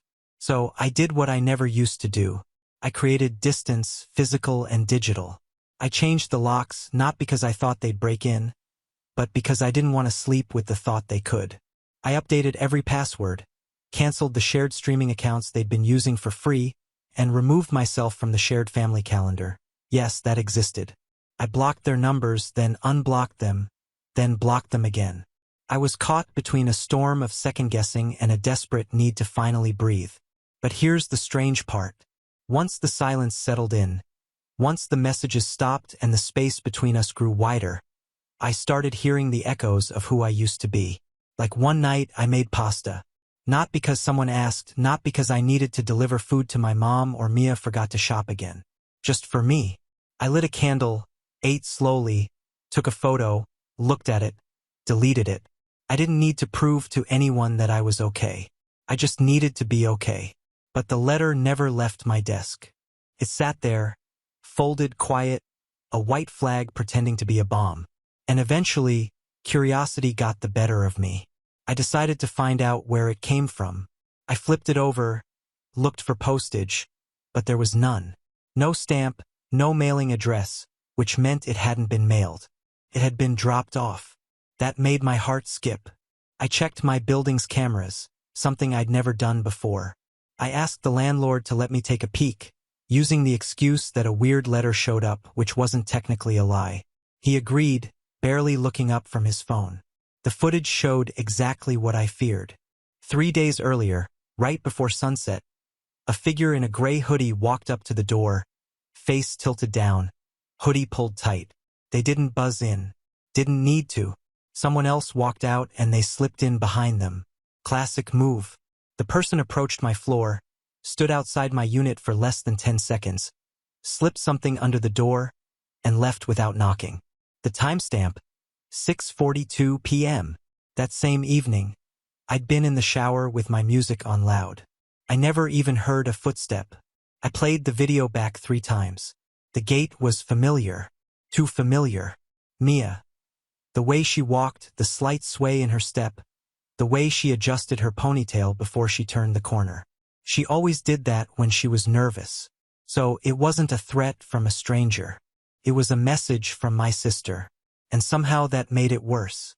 She didn't call, didn't text, didn't say, "I'm sorry." She just dropped off a typed sheet of paper like a coward, wrapped in venom and pride, and slinked away before I could open the door. What kind of family operates like that? Mine, I guess.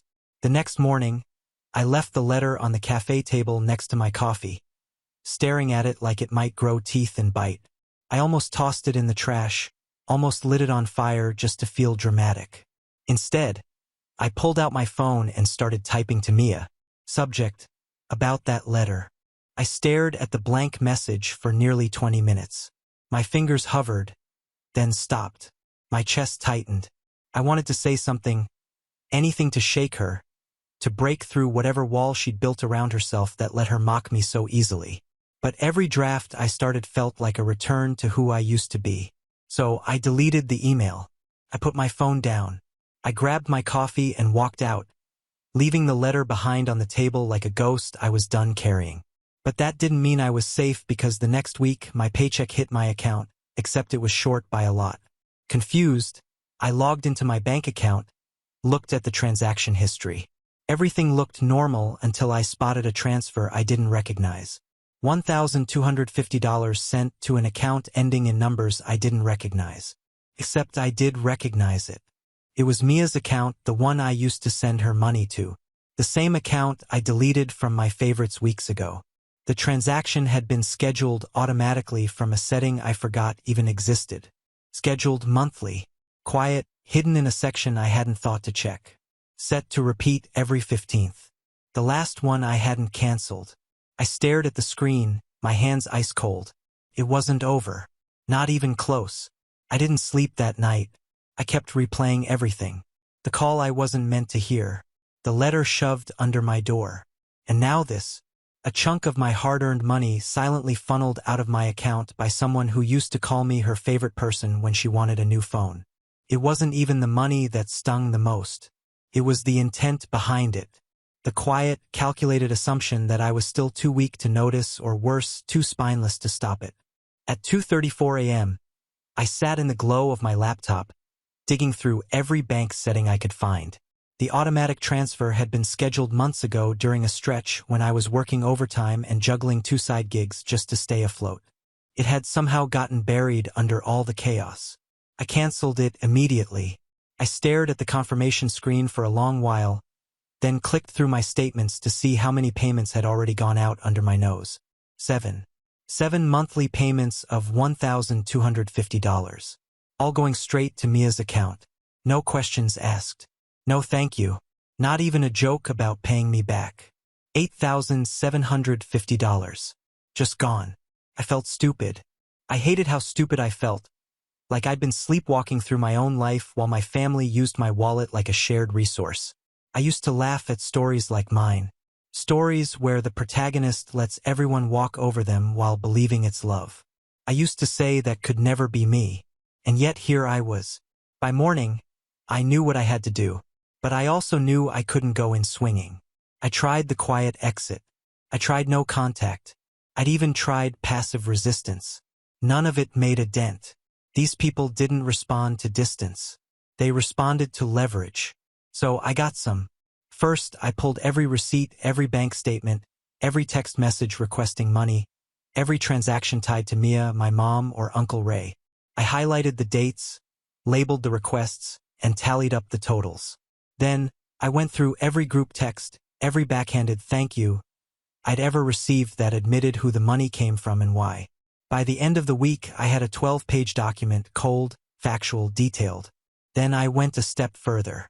I called a lawyer, not to sue, not to press charges, but to make sure what I was about to do wouldn't come back to bite me. The lawyer was a kind, quiet man in his 50s with sharp eyes and a calming presence. He read through everything while I sat in his office, trying not to fidget. When he finally looked up, he said, "Legally, you're in the clear. You gave the money voluntarily, but since that last transfer was automatic and unauthorized by you at the time, you have grounds to demand it back. You likely won't get the full amount unless you take legal action. But I don't think that's why you came here." He was right. I didn't want a courtroom. I didn't want headlines. I wanted a reckoning. Something they couldn't laugh off. Something they'd remember. And I knew exactly how to deliver it. My mom's birthday was coming up. She always hosted a family dinner. Small, casual, but sacred. Anyone who didn't show up was immediately labeled ungrateful or too busy for family. I hadn't RSVP'd. I knew they expected me to cave at the last minute like I always did. This year, I showed up early. I brought a black tote bag and a calm smile. My mom greeted me at the door like nothing had happened. Her hug was awkward, stiff, performative. "I'm glad you came," she said. "I was worried you were still sulking." I didn't respond. I just smiled and walked inside. Mia was in the kitchen pouring wine. She glanced at me and smirked. Look who decided to grow up. I said nothing. Uncle Ray gave me a mock salute from the couch. Our golden goose returns. I smiled at him too. Dinner started the same as always.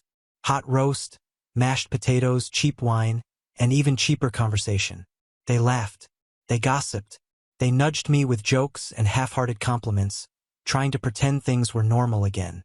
Halfway through dessert, I reached into my tote bag. I brought something, I said. They turned. I pulled out 3 envelopes and slid them across the table, one to each of them. My mom squinted at hers. What's this? Read it, I said. She opened the envelope and pulled out the first 2 pages. Her smile faded almost immediately. Mia stopped chewing. Ray's expression turned from confused to defensive in seconds. These are my mom started. Records, I said, calm as ever. Itemized. Every dollar I've given you over the last 5 years with timestamps, request texts, and bank confirmations. Why would you do this? Mia snapped. Because you said I was desperate to be needed, I said. So I wanted to see how much that desperation cost me. Uncle Ray slammed his envelope shut. This is out of line, Leo. No, I said. What's out of line is stealing from someone who loved you enough to believe you every single time you cried help. What's out of line is mocking me behind my back while cashing the checks I worked for. What's out of line is typing out a threat and sliding it under my door like cowards. My mom's mouth parted, but no words came out. I canceled the transfers. All of them, I continued. The bank is investigating the last one, and if I decide to press the issue, it could become a fraud case. I haven't decided yet. Mia stood up. You wouldn't try me. She stared at me, her jaw tight. I'm not doing this because I want your money, I said. I'm doing this because I want you to understand that I'm not yours to use anymore. I was never the weak one. I was just the only one who cared enough to keep giving. That stops tonight. You're seriously just cutting us off? My mom whispered, her voice small now. No, I said. I'm setting boundaries. What you choose to do with that is up to you. And then, for the first time in my life, I stood up from that table before anyone finished eating. I walked to the door, picked up my tote bag, and let myself out. I didn't look back.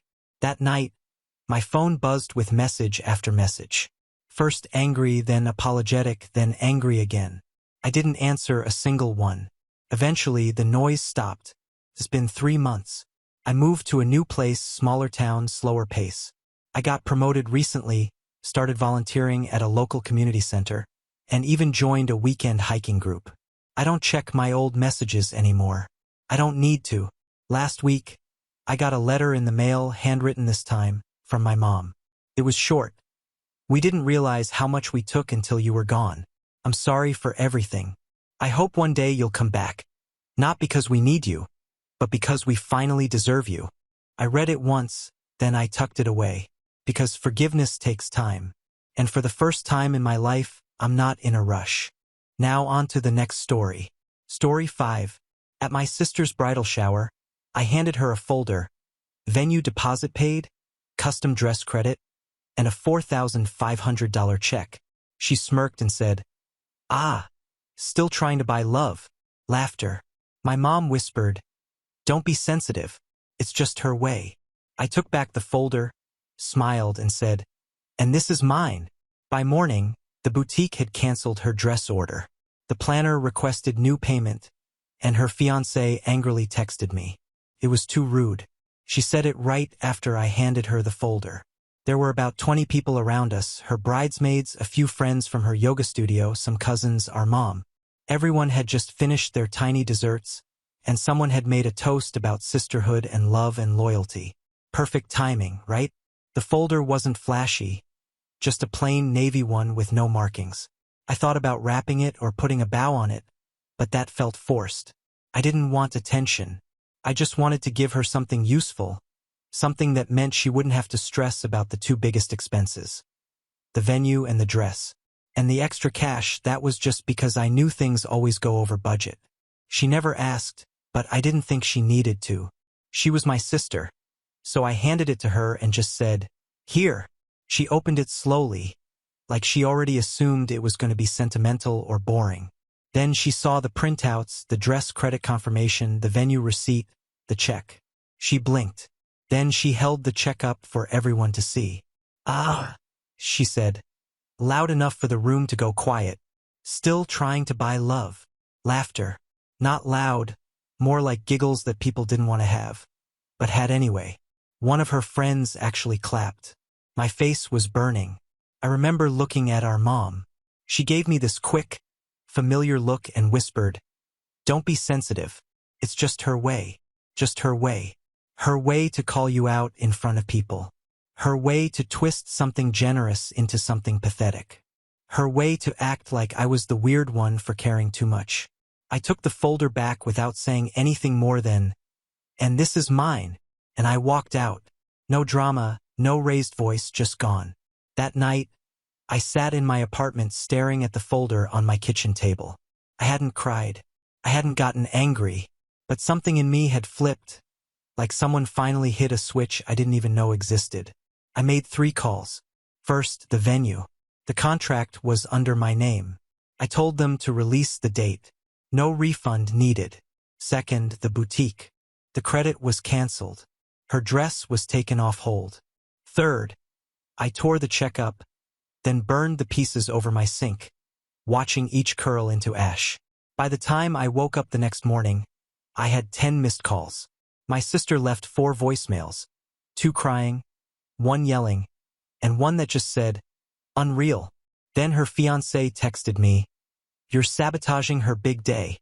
Don't insert yourself into something you were never part of." That made me laugh. All I'd ever done was insert myself quietly, helped them move, lent them money, covered for her lies, watched my parents bend over backward for her. Even when she ghosted Thanksgiving 3 years in a row, I didn't respond to the text or the calls. She had 3 weeks to figure it out. The venue quoted her $7,000. The dress was gone. The planner refused to continue until she was paid in full.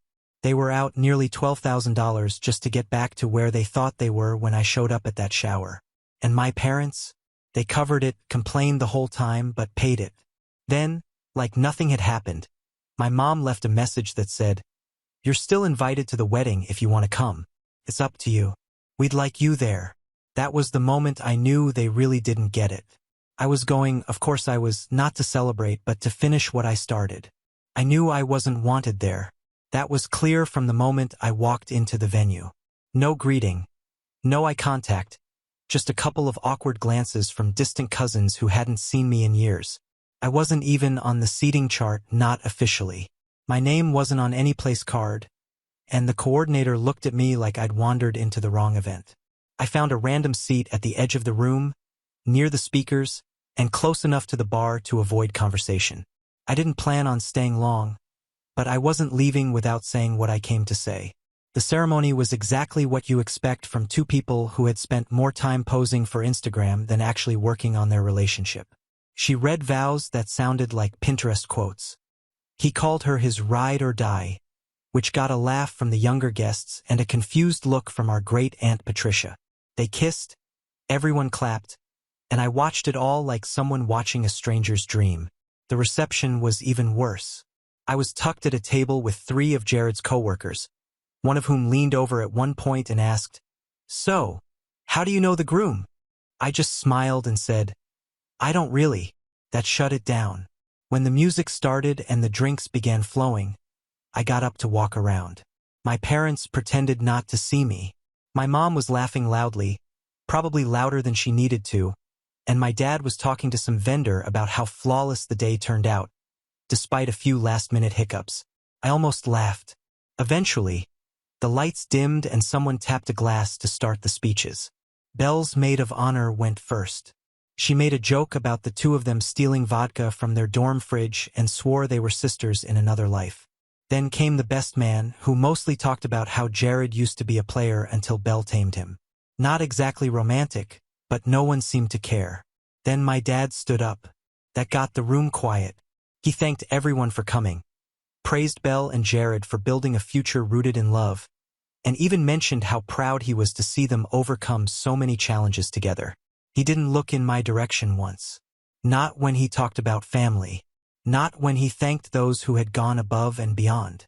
It was calculated, deliberate. They wanted to erase me quietly. Then the DJ said it, the sentence I had been waiting for. If anyone else would like to say a few words, the mic is open. I stood. You could feel the shift. A few people turned in their seats. A couple of murmurs. My mom froze mid-sip. My dad clenched his jaw. Belle stared straight ahead, pretending she didn't see me walking toward the microphone. I took it and smiled.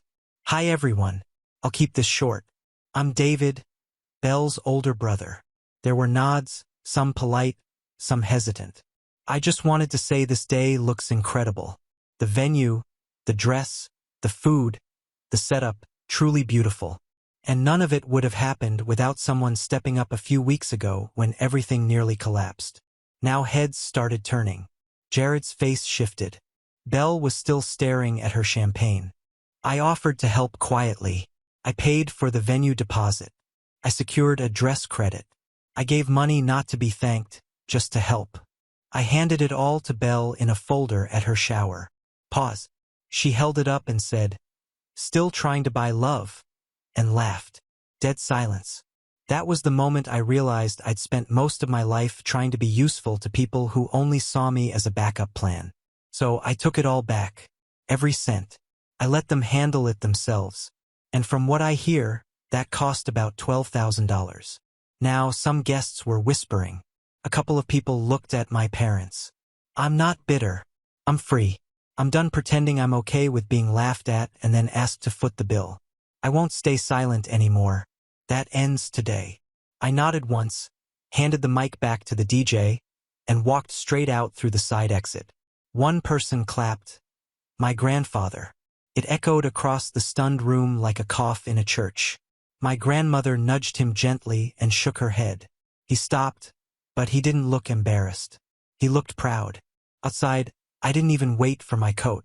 I just walked across the gravel lot, got in my car, and drove home. No one followed. 2 days later, they showed up at my door. My dad spoke first. You embarrassed your sister.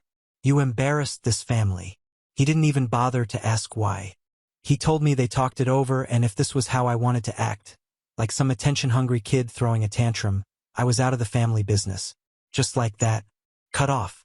I said, all right, no questions, no argument. That response shook him more than anything I could have yelled. Part 3. The cut.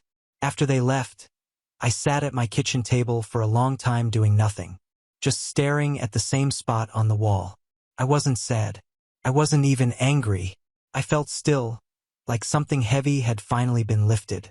Even if it left a hollow behind, being cut out of the family business should have felt like a death sentence. My dad always used it like a weapon.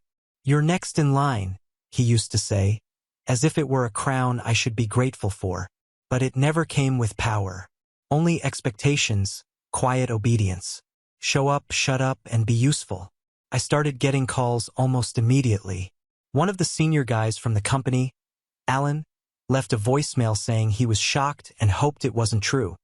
He'd worked under my dad for 27 years and told me more than once he thought I was the only one with the sense to modernize things. Then my Uncle Frank called. Left no message, just hung up. Even my cousin Shelby texted. Whatever you said at the wedding, it needed to be said. I hadn't planned it that way. I didn't go there to set fire to everything. But once I saw their faces, heard those speeches, watched them pass me over like I was a distant relative crashing the buffet, it all just came out clean and sharp. A week went by. 2. I didn't reach out. I didn't show up to the office. Then one morning, I got a call from a number I didn't recognize. It was one of the firm's longtime investors, someone who knew my grandfather, who still had a silent stake in the company, even though he hadn't touched a spreadsheet in years. He asked if we could meet. We did at a diner downtown. No suits, no papers, just coffee and direct questions. I heard you're out, he said. Seems that way. Your dad's been pushing deals we didn't approve. Cutting old agreements. Taking risks that feel more like moves to prove he's still in charge, then good business. I nodded. I wasn't surprised. I've known your family a long time, he continued. I remember you running around that office in sneakers. You've got something they don't. You listen. He told me he and 2 others were planning a vote to restructure the board. There'd be resistance, sure, but if I was willing to step in, not emotionally but strategically, there was a real chance we could shift things. Not just get me back in, but put me in charge. It wasn't revenge that made me say yes. It was clarity. For the first time, I could see a version of my life where I wasn't orbiting around my family, waiting for their approval. I didn't want to destroy them. I just didn't want to need them anymore. I started slow, showed up to meetings, quietly gathered numbers, asked questions in front of people who weren't used to being questioned. The resistance was immediate. My dad pretended not to notice me at first, like I was just another vendor in the room. Then he got cold, dismissive, sarcastic. But I didn't bite. I let him talk. I let him perform. And I let the others see. I wasn't planning revenge. I was laying a foundation because part of me knew when it finally snapped, it wouldn't be me raising my voice. It would be him. And when that happened, I'd already have the leverage. 3 weeks into my quiet return, I got a call I didn't expect. It was from Jared. I let it ring the first time and the second. On the third call, I picked up mostly out of curiosity. He started by saying, "Look, I'm not calling to fight." I said nothing. He continued, "Belle's been spiraling. She's convinced you're trying to ruin her life." I almost laughed. He paused like he was deciding whether to keep going. Then he said it. She got fired from her job. That I didn't know. Apparently, she'd used her company's card to pay off part of the wedding venue bill, figuring she'd reimburse it before anyone noticed. Someone noticed. It wasn't her first warning. They let her go quietly. And now she thinks you told them, he added. I didn't even know, I said. Well, she's unraveling. I didn't care as much as I thought I would. I told him that if she needed someone to blame, she should look in the mirror, not at me. He didn't argue, just thanked me for picking up and hung up. I didn't tell anyone about the call, not even when I met again with the investors 2 days later. We had numbers on our side. 3 board members were prepared to vote on removing my dad as CEO, citing mismanagement and conflict of interest. They asked if I was ready to step in, not as a figurehead, but with full authority. I said yes. What I didn't know then was that someone had been feeding my dad information. A leak. I found out the next morning at 6:47 a.m. when my mom showed up at my door.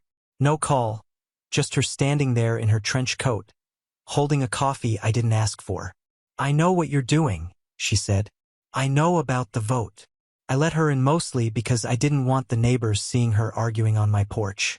You're going to tear everything apart just to prove a point, she said. No, I told her. I'm going to fix what he's been breaking for years. He's your father and I was his son, I said. Didn't stop him from cutting me out the second it made him feel powerful. She didn't argue with that. Just sat at my kitchen counter like she owned the place. Then she dropped the second surprise. He had a stroke yesterday. Minor but real. He didn't want you to know. For a second, I didn't know what to feel. It didn't even register properly. Like my body heard the words but refused to react. I asked if he was in the hospital. He's at home. The board can't find out, she said.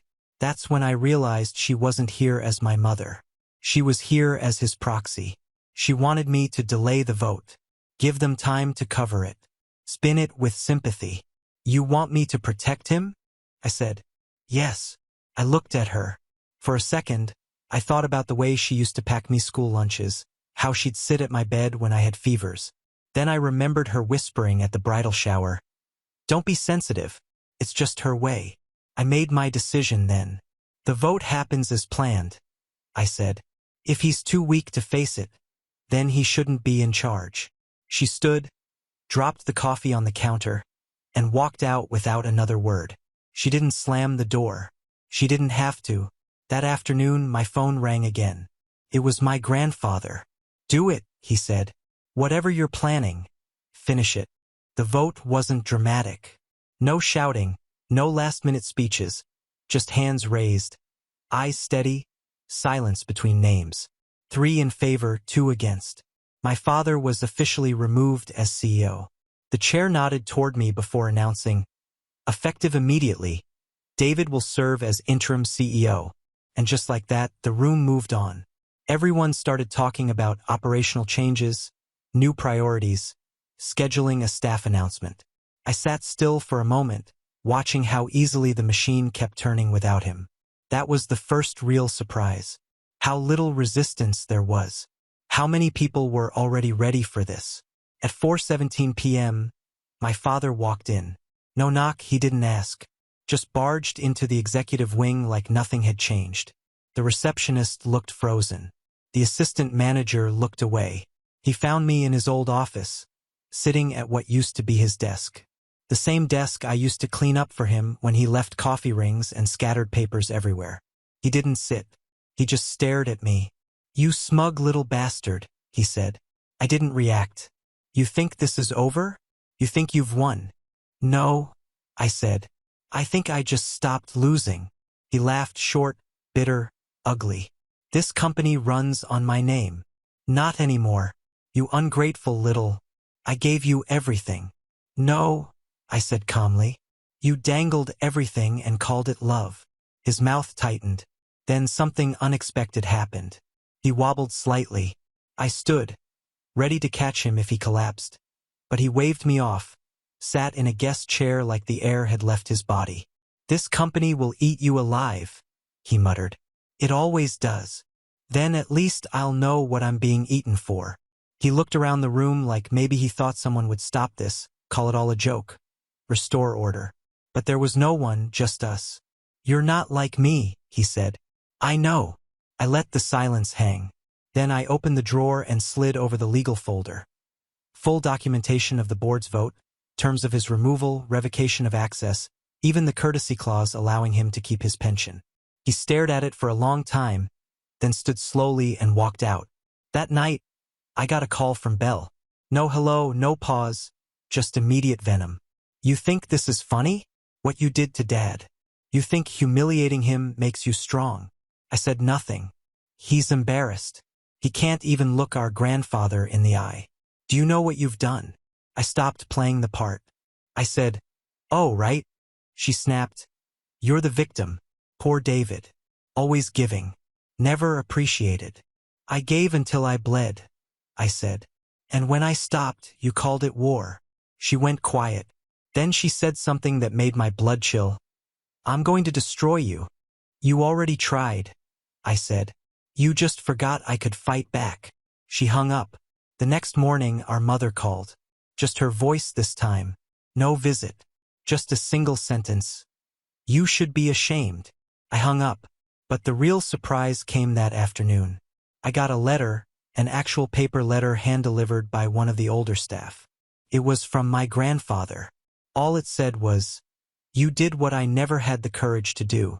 Don't stop now. Keep the name, but change what it stands for." I kept that letter in the top drawer of the desk. That night, I stood by the office window, lights below like a grid of possibilities. I didn't feel proud or victorious, just steady. And that was enough. In the weeks that followed, everything settled into a new rhythm. People started treating me differently. Not better, just differently. Like they weren't sure where the lines were anymore. Some tiptoed, others tested. I let them. I didn't need loyalty. I needed time. I kept my head down and cleaned house one piece at a time. Obsolete departments got merged. Redundant staff quietly reassigned. I reinstated old vendors who had been pushed out under shady terms. The company got leaner, sharper, more stable, and I kept every move legal, documented, and dull enough to avoid gossip. But Belle didn't stop. She tried to stir sympathy online, claimed I'd sabotaged the wedding, spread stories about me being emotionally abusive as a brother, selfish, jealous.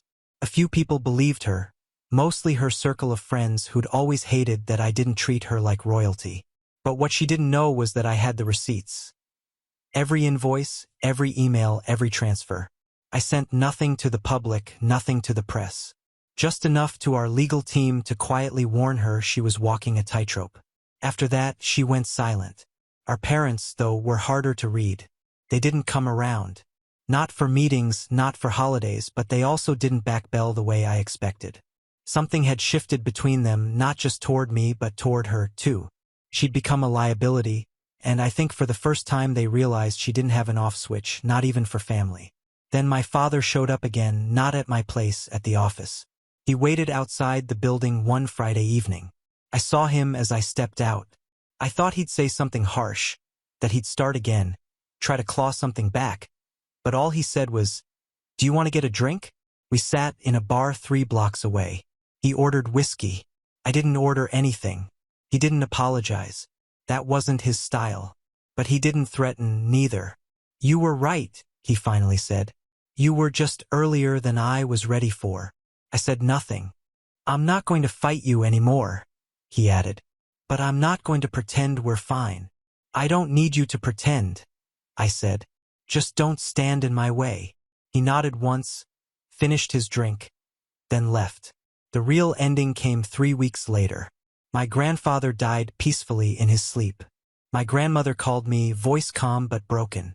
I was the first person she called. The funeral was quiet and the church was packed. Belle showed up late. My mother clung to my father's arm like it was the only thing keeping her upright. And when they asked if anyone wanted to speak, I stood up, but I didn't talk about the business or my father or my sister. I talked about how my grandfather used to teach me to play chess, how he'd let me win until I was good enough to win on my own.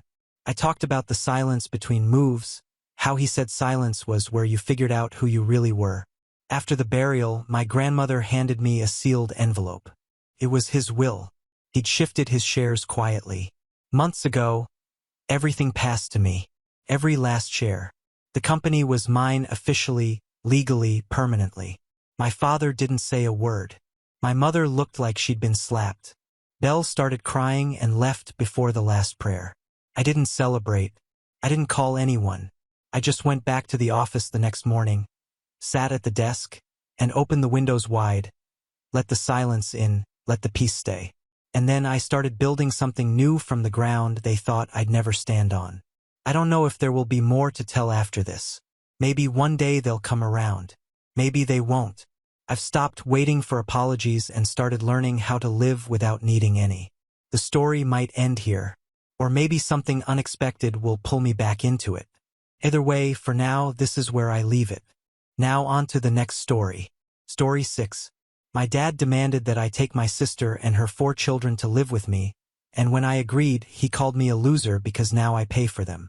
He stopped laughing when my dad called that night. I wasn't expecting anything out of the ordinary. He rarely called unless there was a favor involved, but this time the favor was intense. He jumped right in. No small talk. "Jeremy, I need you to pick up Betty. She's at a hotel with the kids and I can't have her here." That took me by surprise. My sister Betty had been married, or at least living with her partner, for over a decade. For kids. I hadn't seen much of her in recent years, but I thought she was doing well. Apparently not. "Wait, what happened?" I asked. Dad sighed like it was a minor inconvenience. "Her husband kicked her and the kids out. He's got a mistress now, moved her into the house. Betty came here looking for help, but you know how things are. Your stepmother won't have it, and your stepbrother said it's not his problem. I put them in a hotel for the night and gave them cab fare, but I can't keep spending money like that. You're going to have to step up." I sat there stunned. Betty had no one else to turn to, and Dad was acting like she was a stray dog he couldn't be bothered with. The worst part was how casually he dumped the whole situation on me, like it was just a handoff. "But you're her father," I reminded him. "And you're her brother," he snapped back. "Do you think I haven't tried to help? You know the situation with Misa, his wife, and her son. It's not like I can magically make room." I knew the dynamics. My father had married Misa when I was in college, and it had always been clear where his priorities lay. Betty and I were always treated like afterthoughts. Still, hearing how quickly he dismissed his own daughter and grandchildren made me angry. "Fine," I finally said. "Give me the address of the hotel." He rattled it off like a grocery list. Before hanging up, he added, "Jeremy, I'm glad you're stepping up. but I don't know how you're going to handle all those kids. You're not exactly in the best shape yourself. He laughed like it was a joke. That laugh echoed in my head as I drove to the hotel. It wasn't funny, not at all. When I got there, Betty was sitting in the lobby with her 4 children huddled around her. They all looked exhausted and frightened. I hadn't seen her in years, but it was like I hardly recognized her. She'd always been vibrant, full of energy. Now she looked worn out, as if life had squeezed every ounce of strength out of her. "Jeremy," she said softly when she saw me. Her voice cracked, and I could tell she was on the verge of tears. "Come on," I said. "Let's get you out of here." Once we were in the car, Betty began to open up, and what she told me I didn't even know where to begin to process. Her partner, James, had been abusive for years. She didn't go into graphic detail, but the way she spoke said it all. He treated her like a servant, a live-in maid he could knock around whenever he felt like it. She stayed for the children, hoping things would change. They never did. And then, as if that wasn't bad enough, he kicked them all out without a second thought when his new girlfriend moved in. No warning, just packed up their stuff and told them to get out. The kids hadn't eaten much all day. I stopped by a 24-hour grocery store, stocked up on food, and then took them to my apartment. It wasn't huge, but it would do for now. I told Betty we'd figure something out. She seemed relieved but also hesitant, as if she didn't want to be a burden. "I appreciate this, Jeremy," she said as I unpacked the groceries.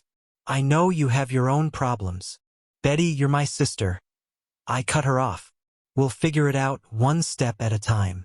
But deep down, I was already thinking about how temporary this arrangement had to be. I'd planned to move to a smaller, cheaper place in another state soon. This threw a wrench in the works. Still, I didn't want to abandon my sister like Dad had.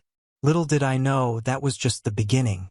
The first few days were chaotic, but we made it work. The kids were understandably nervous. They didn't know if this was just another temporary stop. I did my best to reassure them, even though inside I had no idea what the long-term plan was. Then, on the 3rd day, Dad showed up. He didn't call first. He just rang my doorbell like he owned the place. I opened the door to see him and Misa standing there, all smiles, like this was some kind of family reunion. "Jeremy, we thought we'd come by to check on you," Dad said. "Why didn't you call first?" I asked, already irritated. "Oh, relax, we're family," he said, brushing past me and into the apartment. Misa followed, her eyes immediately darting around as if she were sizing up the place. Betty froze when she saw her. The children instinctively huddled around her. I could tell by the tension in the room that this wasn't going to go well. "Hey, Betty," Dad greeted her, acting like everything was normal. "How's it going? Getting settled in?" Betty mumbled something under her breath, but Dad didn't seem to care. He was already looking around, inspecting my apartment as if to judge how well I was handling his burden. "This place isn't bad, Jeremy," he said, nodding. "Not bad at all. But man, you really went for it. Huh? I mean, raising someone else's kids when you don't even have your own yet." I stared at him, not sure if I heard him right. "Excuse me," I said, my voice low. "You know what I mean," he continued, chuckling. "It's just funny, you know? You're 35, no wife, no kids. But hey, you got Betty's bunch now. It's like a trial run or something." Misa laughed, and my jaw clenched. I looked over at Betty. Her face was pale, her eyes wide with embarrassment. "Dad, if you're just here to make jokes, you can go," I said, trying to keep my cool. "Relax, don't be so sensitive. We're just having a little fun." But he wasn't done. He kept going, making little jabs about how I was finally learning responsibility by taking on Betty's kids. I tried to ignore it, but when he called me loser for life, something inside me snapped. "That's enough," I said sharply. "Get out, both of you." Dad blinked, surprised. "Jeremy, come on, we're just kidding around. Get out." I stepped closer and he finally got the message. "You're seriously kicking us out over a few jokes?" "Yes," I said. "Now," Dad huffed but started for the door, muttering under his breath. Misa gave me a look but said nothing. As they left, Dad threw a final parting shot over his shoulder. "You'll regret this, Jeremy." You think you can be a hero? Let's see how long you can hold out. I slammed the door, angry. Betty looked at me, her eyes glistening with tears. I'm sorry, she whispered. This is my fault. No, it's not, I said firmly. You were out of line. But the truth was, Dad's words stuck with me. I wasn't exactly in a good place myself. I lost my job last year and was still trying to get back on my feet. The last thing I needed was him poking at every insecurity I had. Then came the twist I didn't see coming. 2 days after I kicked her out, I got a call from a real estate agent. Hi, Mr. Green, the agent said. I wanted to confirm the details of the property sale. The buyer's deposit has been processed, and we're ready to close. I frowned. What property sale? The house on Birchwood Drive, your father's residence. I blinked in shock. The house was still legally in my name. My mother had transferred ownership to me before she died, knowing how complicated things could get with Dad and his new wife. I hadn't thought about it in years. Wait, I said, trying to piece it together. You're saying the house is already sold? Yes, sir. We just need your final signature. I hung up and sat there, stunned. Dad had never realized the house wasn't legally his, and now with a single signature, I could end it all for him and Misa. The irony wasn't lost on me. He laughed at me for taking care of Betty, called me a failure, and now I had the power to turn his world upside down. I wasn't going to hesitate. The next morning, I went to the real estate office and signed the papers. The house sold for $250,000 less than it was worth, but I didn't care. I wanted her out. When everything was done, I drove over to Dad's house. When he opened the door, he looked confused to see me there. Jeremy? What's going on? I sold the house, I said bluntly. You have 1 week to pack and leave. His face went pale. What? What the hell are you talking about? You heard me. The house was never yours, Dad. Mom left it to me, and now it's sold. He stammered. You can't do that. We have nowhere to go. That's not my problem. You made yours very clear the last time you were in my apartment. So now you get to work things out, just like you told Betty. Misa stormed into the room and demanded to know what was going on. I didn't let her get a word in. If either of you continue to push, I said coldly, I will call the cops. They stood there, stunned into silence. I turned and walked away, feeling a strange mixture of satisfaction and exhaustion. Dad had tried to make me feel powerless, but the tide had turned, and now it was time to focus on helping Betty build a new life far away from all of this. It wasn't long before Dad started blowing up my phone. I received a series of texts full of insults and guilt. At first, it was the usual, how could you do this to your own family? And you're no son of mine. But then he got nastier, bringing up my mother. Your mother would be ashamed of you, one text said. You'll end up just like her, rotting away, and no one will care. That was it. I immediately blocked his number. A few hours later, Misa tried to message me, claiming to be the victim in all of this. I blocked her, too. I didn't tell Betty about any of this. She was still settling in, trying to get the kids settled and enrolled in school. They were starting to feel more comfortable, which was all I cared about. A few weeks passed without much drama, until one night, I was home relaxing when I heard my car alarm going off outside. I ran down to the parking lot and found my car with 3 flat tires. No one was around, and I knew exactly who it was, Dad. I didn't have any proof, but it made too much sense. I wasn't going to let it go. I unlocked the car and called him from an alternate number. He answered right away. So you thought slashing my tires would be funny? I asked, getting right to the point. He chuckled darkly. Oh, now you want to talk? You're lucky I didn't do worse. You ruined my life. Meet me in person, I said. You want to talk? Fine. Let's talk face to face. There was a pause. Fine. Tomorrow, 10 a.m., the coffee shop on 4th Street. I showed up early the next morning. I didn't know what to expect, but I was already nervous. When Dad walked in, he looked rough, like he hadn't slept in days. He sat down across from me with his arms crossed.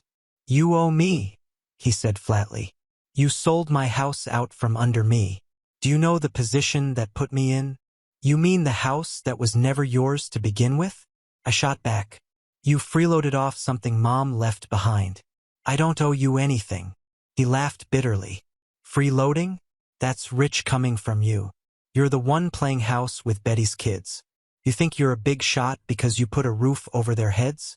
You're still a loser, Jeremy. You always have been. I clenched my fists under the table. You're seriously going to stand here and play the victim? You abandoned your own daughter and grandchildren. You left them out in the cold, literally. And now you're mad because I won't let you mooch off me anymore. Dad leaned in, his voice dropping to a deep, threatening tone. You don't understand the way the world works. People like me survive because we know how to make the hard choices. You'll always be stuck in this fantasy where you think doing the right thing matters. I was done. You can take your hard choices and shove them, Dad. You won't intimidate me anymore. That's when he crossed the line. You know, if your precious mother hadn't been such a bleeding heart, she might still be alive. But she was weak, just like you. Something inside me snapped. I stood up and swung before I realized what I was doing. My fist connected with his jaw, and he stumbled back, knocking over a table. The whole cafe fell silent. Jeremy, the manager yelled. Dad came at me, fists flying. We struggled, knocking over chairs and pushing tables.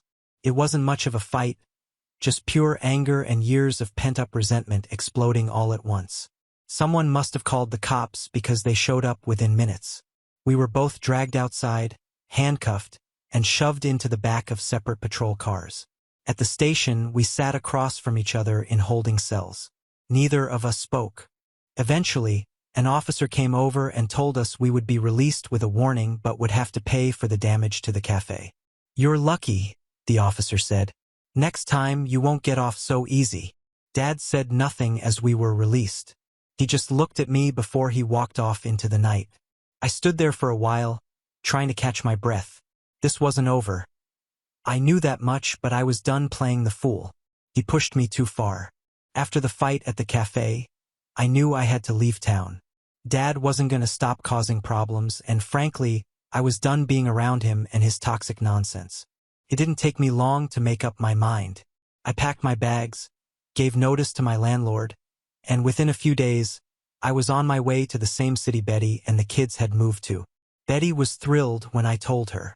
You should just stay with us, she offered, sounding hopeful. The kids would love it, and there's plenty of room now that we're settled in. I appreciated the offer, but I knew myself. As much as I loved my sister and her children, I needed my own space. I had always been a loner, and I didn't want to impose, so I found a decent apartment a few blocks from her place. It wasn't fancy, but it was quiet and I could afford it. Once I had unpacked my things and settled in, I went over to Betty's place to check on her and the kids. She seemed in good spirits when she opened the door, but I could tell that something was bothering her. After the kids ran off to play, she finally let it out. Dad's been texting me, she said with a sigh. It's always the same crap, guilt trips and insults. He keeps saying I should crawl back to him because I'm ungrateful and selfish. And then Misa? She's worse. She keeps sending me these long messages full of curses, telling me that I'm ruining her life. I shook my head. Unbelievable. Did you block her? I did. Then they started using different numbers. She gave a weary laugh. It's like they can't handle the fact that I'm no longer under their control. I could feel the anger bubbling up again, but I forced myself to stay calm. Betty didn't need any more stress. Ignore them, I said. They'll get bored eventually. Let them wallow in their own misery. She nodded, but I could tell it was still weighing on her. Then, she hesitated before bringing up something else. James, my ex, found me on Instagram. I blinked. What? Yeah, she said, shaking her head. I posted a picture of the new place. Nothing big, just something about starting over. He saw it and started messaging me. He's acting like he wants to make things right. Says he's ready to come back and be a family again. I felt my jaw tighten. This was the same guy who had thrown her and the kids out like garbage, and now he thought he could just waltz back into their lives. What did you tell him? I told him to get lost, Betty said without hesitation. I don't want anything to do with him, and the kids? They don't care about him either. He never spent any real time with them. They barely remember what it was like when he was around. Good, I said. The last thing you need is for him to screw things up again. We changed the subject and spent the rest of the visit catching up. The kids seemed more relaxed now, and it was great to see them smiling and laughing like kids should. At one point, all four of them came up to me as we sat in the living room. Uncle Jeremy, the oldest, Ava, said shyly. We just wanted to say thank you for everything. The others echoed her. Thank you, Uncle Jeremy. I wasn't a sentimental guy at all.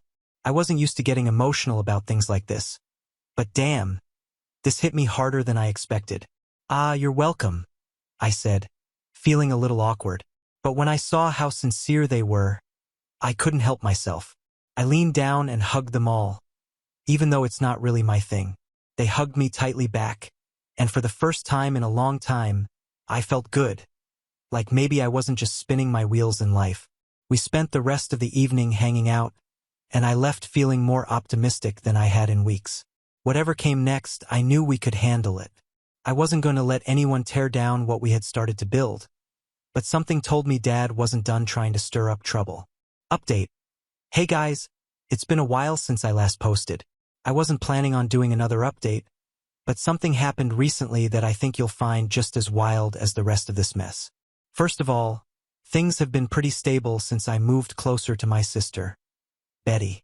The kids are doing well in school, and Betty is finally starting to feel like she's back in control of her life. The nonsense with my dad and stepmom died down a bit after I blocked them, but I knew they wouldn't stay out of our lives forever. I just didn't expect what happened next. When Betty called me last week, I could tell something was wrong. She was shaken, but not in a scared way, more like she was completely thrown off by something crazy. It turned out that Dad had been involved in another family drama that I didn't even know about. Apparently, he and my stepbrother had some sort of falling out. From what Betty heard through mutual contacts, Dad had put a bunch of money into a failed business venture that was actually my stepbrother's idea. When it crashed, they lost almost everything, including whatever savings they had left. Here's the kicker. Misa left him. She took what little money she had and moved in with her son. Dad was left with nothing and no one. I wouldn't have known any of this if Dad hadn't shown up at my apartment. Yes, out of nowhere. I almost slammed the door in his face, but I didn't. Part of me wanted to hear what he had to say. He looked defeated. Gone was the arrogance and superiority he always carried with him. He even apologized, which, if you've been following my story, you'll understand how crazy that is. My dad apologized. He said he'd been wrong about a lot of things, that he regretted how he treated Betty and me, and that he realized he destroyed his own life by the choices he made. It was strange. I didn't trust him, not completely, but I could tell he meant it. He asked if we could talk sometime. Just talk. I told him I'd think about it and closed the door. Since then, I've gone back and forth about what to do. On the one hand, this guy has put us through hell. On the other hand, he's at rock bottom, and maybe this is his chance to finally change. I don't know if I want to open that door again, but I haven't made a decision yet. I've talked to Betty about it, and she's as torn as I am. She's not in a rush to forgive him, but she also believes that people deserve a second chance if they earn it. For now, I'm keeping my distance. I won't let him back into our lives until he proves he's serious about being better. If he wants to change, he'll have to show it over time. As for the rest of us, things are going well. Betty and the kids are thriving, and I feel like I've finally found some peace. Life is far from perfect, but for the first time in years, it's going in the right direction. Thanks for reading and for all the support you've given me on this wild ride. I'll update again if there are any more twists and turns, but let's hope the drama is finally over. Now on to the next story. Story 7.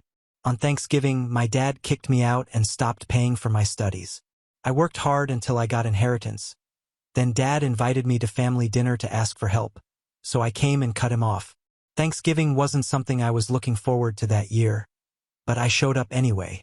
It felt more like an obligation than anything else. My dad had remarried almost immediately after the divorce to Scarlett, a woman barely 3 years older than me. She had the whole model actress thing going on, blonde, tall, always posting about her perfect life on social media. I tolerated her because, frankly, I had no choice. My dad paid for my tuition and living expenses, and I'd moved in with him after the divorce because my mom was tied up taking care of my grandmother, who was slowly losing her memory. Scarlett's family hosted that Thanksgiving, and I was the outsider from the moment I walked in the door. Her parents and siblings barely acknowledged me, save for a few half-hearted smiles. The vibe was clear: you don't belong here. I sat at the far end of the table, away from the inner circle of her family, where my father and Scarlett were the center of attention. I kept my head down, shoveling mashed potatoes and turkey, pretending not to notice the whispers and sideways glances from across the table. Scarlett's sister leaned over to another relative and whispered, loud enough for me to catch parts of it, "Is that the child from his first marriage?" Yes, poor guy. Probably doesn't know he's being phased out. I clenched my jaw but didn't say anything. My dad had always been a little distant, but I didn't expect him to let these people talk about me like I was an unwanted house guest. I figured I'd just get through dinner, make some lame excuse to leave early, and maybe grab some leftovers for later. But then, my dad stood up and tapped his wine glass to get everyone's attention. His face was serious, a little too serious for Thanksgiving. I could feel something coming, and it wasn't good. "I have an announcement," he said, looking around the table. Scarlett sat next to him, a hand on her round belly, smiling as if she already knew what he was going to say. Everyone else leaned forward, curious. I sat up a little straighter, too. "So, as you all know, Scarlett and I are expecting a baby soon," he began, his voice awkward and rehearsed. Scarlett's relatives all nodded and mumbled their approval, one even clapping as if he'd just announced he'd cured cancer. My father smiled nervously and continued, "This is a really important time for us to start a new chapter as a family." He paused and looked at me. I could already sense where this was going. My chest tightened, and I gripped my fork a little too tightly. "With this new chapter," he said, "we need to make some adjustments. And Carter." He sighed, as if he was about to say something so difficult, so noble. "I've been thinking a lot about your situation, and I've come to a decision. With the baby coming and Scarlett needing support, I won't be able to pay for your education or living expenses anymore." There was dead silence around the table for a second, before someone at the far end muttered, "Good. About time he let go of the past." Another voice said, "It's the right thing to do. He needs to cut ties with his ex-wife's kid." Scarlett chuckled and looked at me as if she'd been waiting for this moment. "We have a lot to focus on with the baby," she added, as if that justified everything. I blinked a few times, trying to process what I just heard. My own father, the man who raised me, was kicking me out just like that, over Thanksgiving dinner. "You're 18 now," he said, as if he were talking to a stranger instead of his son. "You'll figure things out. It's time to stand on your own 2 feet. I believe in you." "I believe in you? Are you serious?" My blood was boiling, but I didn't say a word. I didn't trust myself to speak. Scarlett's father raised a glass and toasted to new beginnings. Everyone followed his lead, laughing and cheering like it was some heartwarming Hallmark moment. I sat there numb as they celebrated the fact that my life was about to fall apart. Scarlett kept looking at me, her grin getting wider as if she was enjoying every second of it. I wanted to scream, to turn the table over and storm out, but instead, I just sat there frozen, pretending the words hadn't just gutted me. They didn't care. None of them cared. Not my father, not Scarlett, not anyone at that table. I was just baggage to be tossed out for their new chapter. Packing up wasn't new to me. I'd been doing it on and off since college. After my parents split up, I moved into the dorms, but I wasn't exactly living the dream. Most weekends, the place was a ghost town. Everyone had families to go home to, and I didn't have much of a social life. My friends were close to their own families, and when they left for the weekend, I was stuck in an empty dorm with no one around. So, I kept going back to my dad's house, even though I hated it there. I told myself it was just for the convenience of free food, my own room, and a chance to reset before the week started. But deep down, I think I wanted some kind of connection to my old life, even if it was broken and twisted. Now it was familiar. It was better than being all alone in a dorm room with the walls closing in. That's how I ended up at Thanksgiving. I didn't really want to go, but what else was I going to do? Sit alone in my dorm eating instant ramen while scrolling through pictures of everyone else's family dinners? I figured I could survive one awkward holiday dinner. As it turns out, I couldn't have been more wrong. 2 days after my dad dropped the bombshell about kicking me out, I was back in my room at his house packing my things for the last time. Most of my stuff was already in the dorm, but I still had clothes, books, and a few personal items left here, or at least I thought I did. A lot of it had mysteriously disappeared since I moved in. The photo of me, mom, and dad from my high school graduation? Gone. My baseball trophies? Gone. Even some of my favorite jackets were nowhere to be found. I knew Scarlett had probably thrown them away or hidden them somewhere out of sight. I wasn't about to search the house for answers. As I was packing, I heard footsteps in the hall. Scarlett appeared in the doorway, arms crossed, her belly poking out from under a tight sweater. She had that smug look on her face like she was enjoying every second of my misery. "Finally leaving, huh?" she said casually. I ignored her, concentrating on folding the last of my clothes into a duffel bag. "Wow, you're not even going to say goodbye," she continued, entering the room as if she owned it. "I guess it's just as well. We can finally focus on being a real family now that you're out of the picture." I remained silent, but my hands were shaking. I just wanted to get out of there without causing a scene, but Scarlett wasn't done. She leaned closer and smiled. "Bye, loser," she said, her voice full of fake joy. "Good luck. You'll need it." I took a deep breath and turned to face her. I didn't yell, I didn't curse her, even though every part of me wanted to. I just smiled coldly and said, "Good luck with my dad. You'll need it more than I will." She blinked, caught off guard for a second, but I didn't wait for her answer. I walked out of the room, out of the house, and didn't look back. Later that night, I took a bus to my mother's house in the next town. She lived with my grandmother, who was slowly losing her memory. Some days she forgot who we were all together. Mom had been taking care of her full-time since the divorce, so she couldn't work. They lived on the savings Grandma had left over from her days as a successful lawyer. It wasn't much, but it got them by. When I walked through the door, Mom hugged me like she never wanted to let go. She didn't immediately ask why I was there, but I knew she could tell something was wrong. Once we sat down, I told her everything. How Dad had cut me off, how Scarlett's family was cheering him on, and how I had no place to go. She shook her head and sighed heavily. "I always knew your father was selfish, but I didn't think he'd stoop so low. You don't deserve this, Carter. None of it." I didn't know how to respond. I just nodded and leaned back into the couch, exhausted from everything. I was mentally and physically drained, but I knew I couldn't stay down there for long. There was no plan B here. If I wanted a future, I had to make one for myself. The next few weeks were tough. I started working nights at a nearby McDonald's and took day shifts as a bike messenger. The schedule was brutal. I barely slept and was constantly running on fumes. I kept thinking about my dad and Scarlett, imagining them living comfortably in that house, pretending I didn't exist. Their words echoed in my head during those long, lonely nights. Loser, in the way, not part of the family. But I wouldn't let that define me. Every shift, every delivery, I told myself I'd prove them wrong.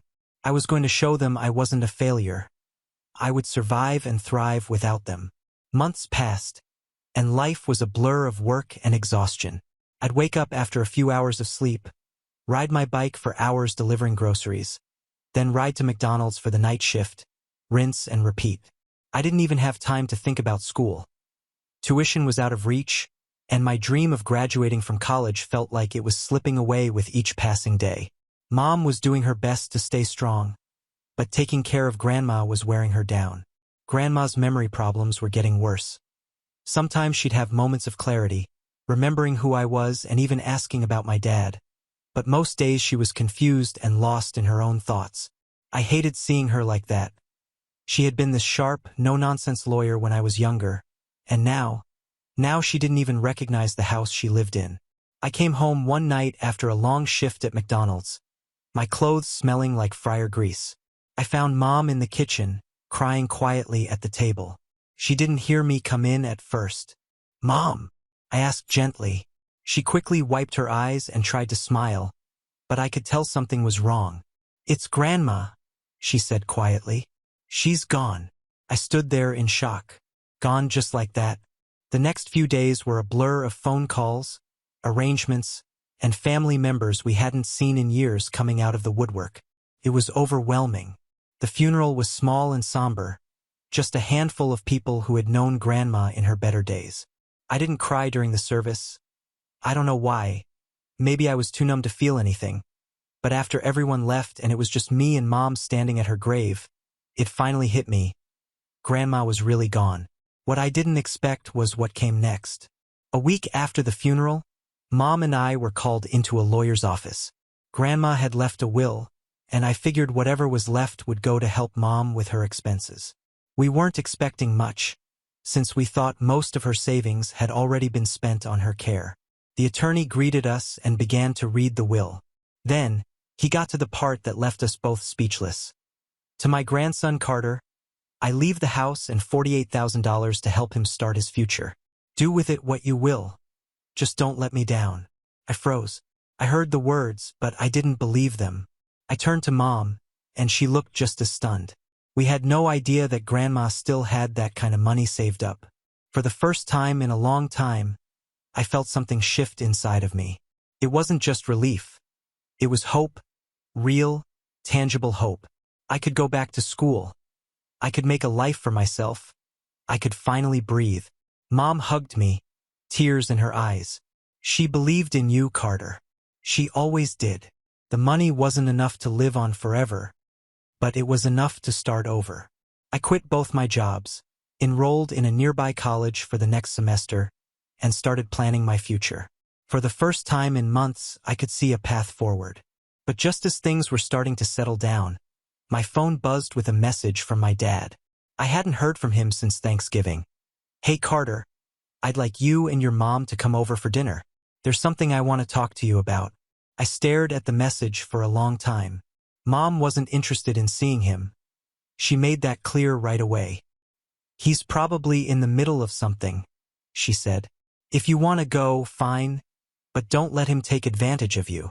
I didn't want to go either, but curiosity got the better of me. I wanted to know what he wanted, so, against my better judgment, I agreed to meet him. The weekend came and I went to his house. Scarlett met me at the door with a baby in her arms. I hadn't even known the child was born.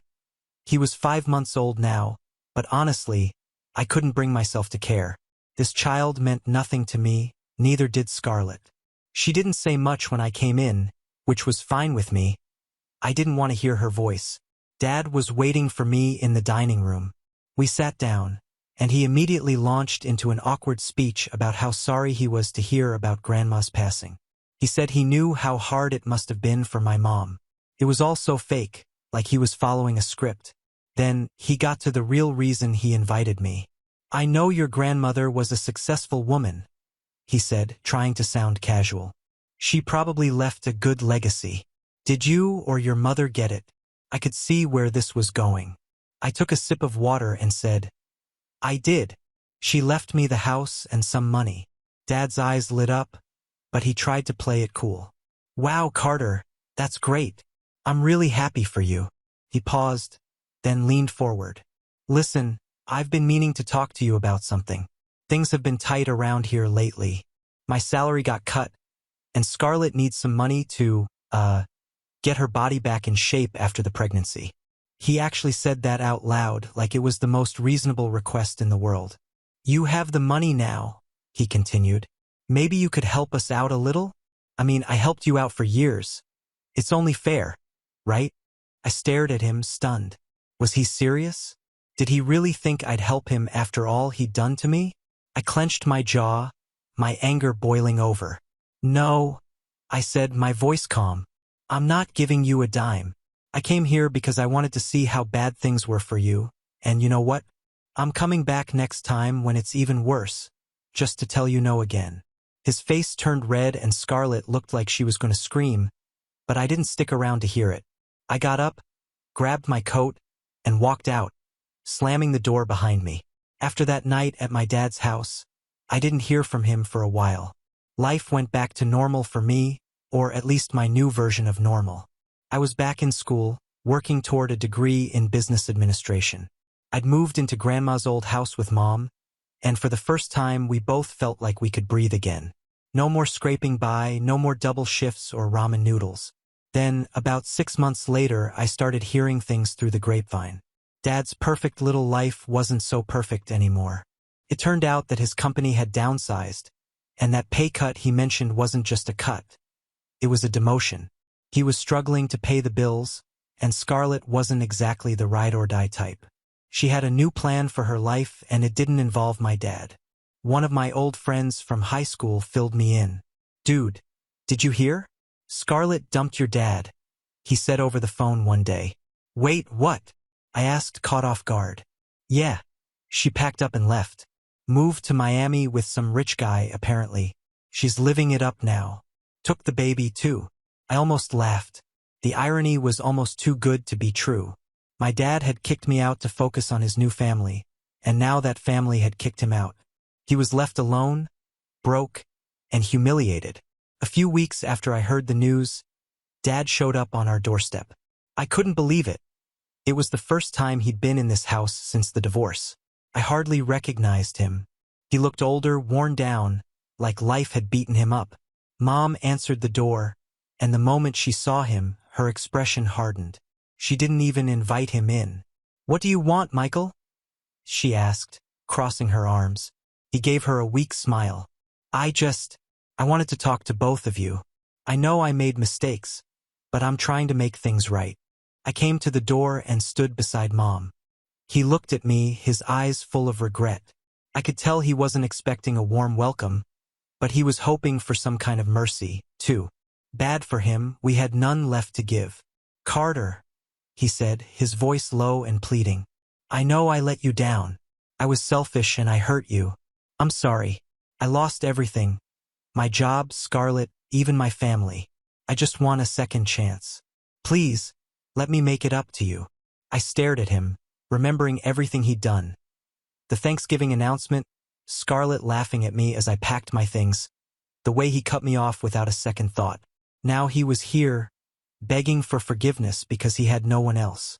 "You want a second chance?" I said, my voice cold. "What was my second chance? When you threw me out? When you let those people treat me like garbage? You didn't care about me then. You only care now because you have no one else." Mom stepped forward. "Michael, we have moved on. We don't need you anymore. You made your choices. Now you have to live with them." He looked crushed. I could tell he hadn't expected us to be so unforgiving. He opened his mouth to speak, but Mom cut him off. "Go," she said firmly. "Don't come back." Dad hesitated for a moment, then nodded slowly. "I understand," he murmured. I'm sorry." He turned and walked away, his shoulders slumped in defeat. We watched him go, and for the first time I felt completely at peace.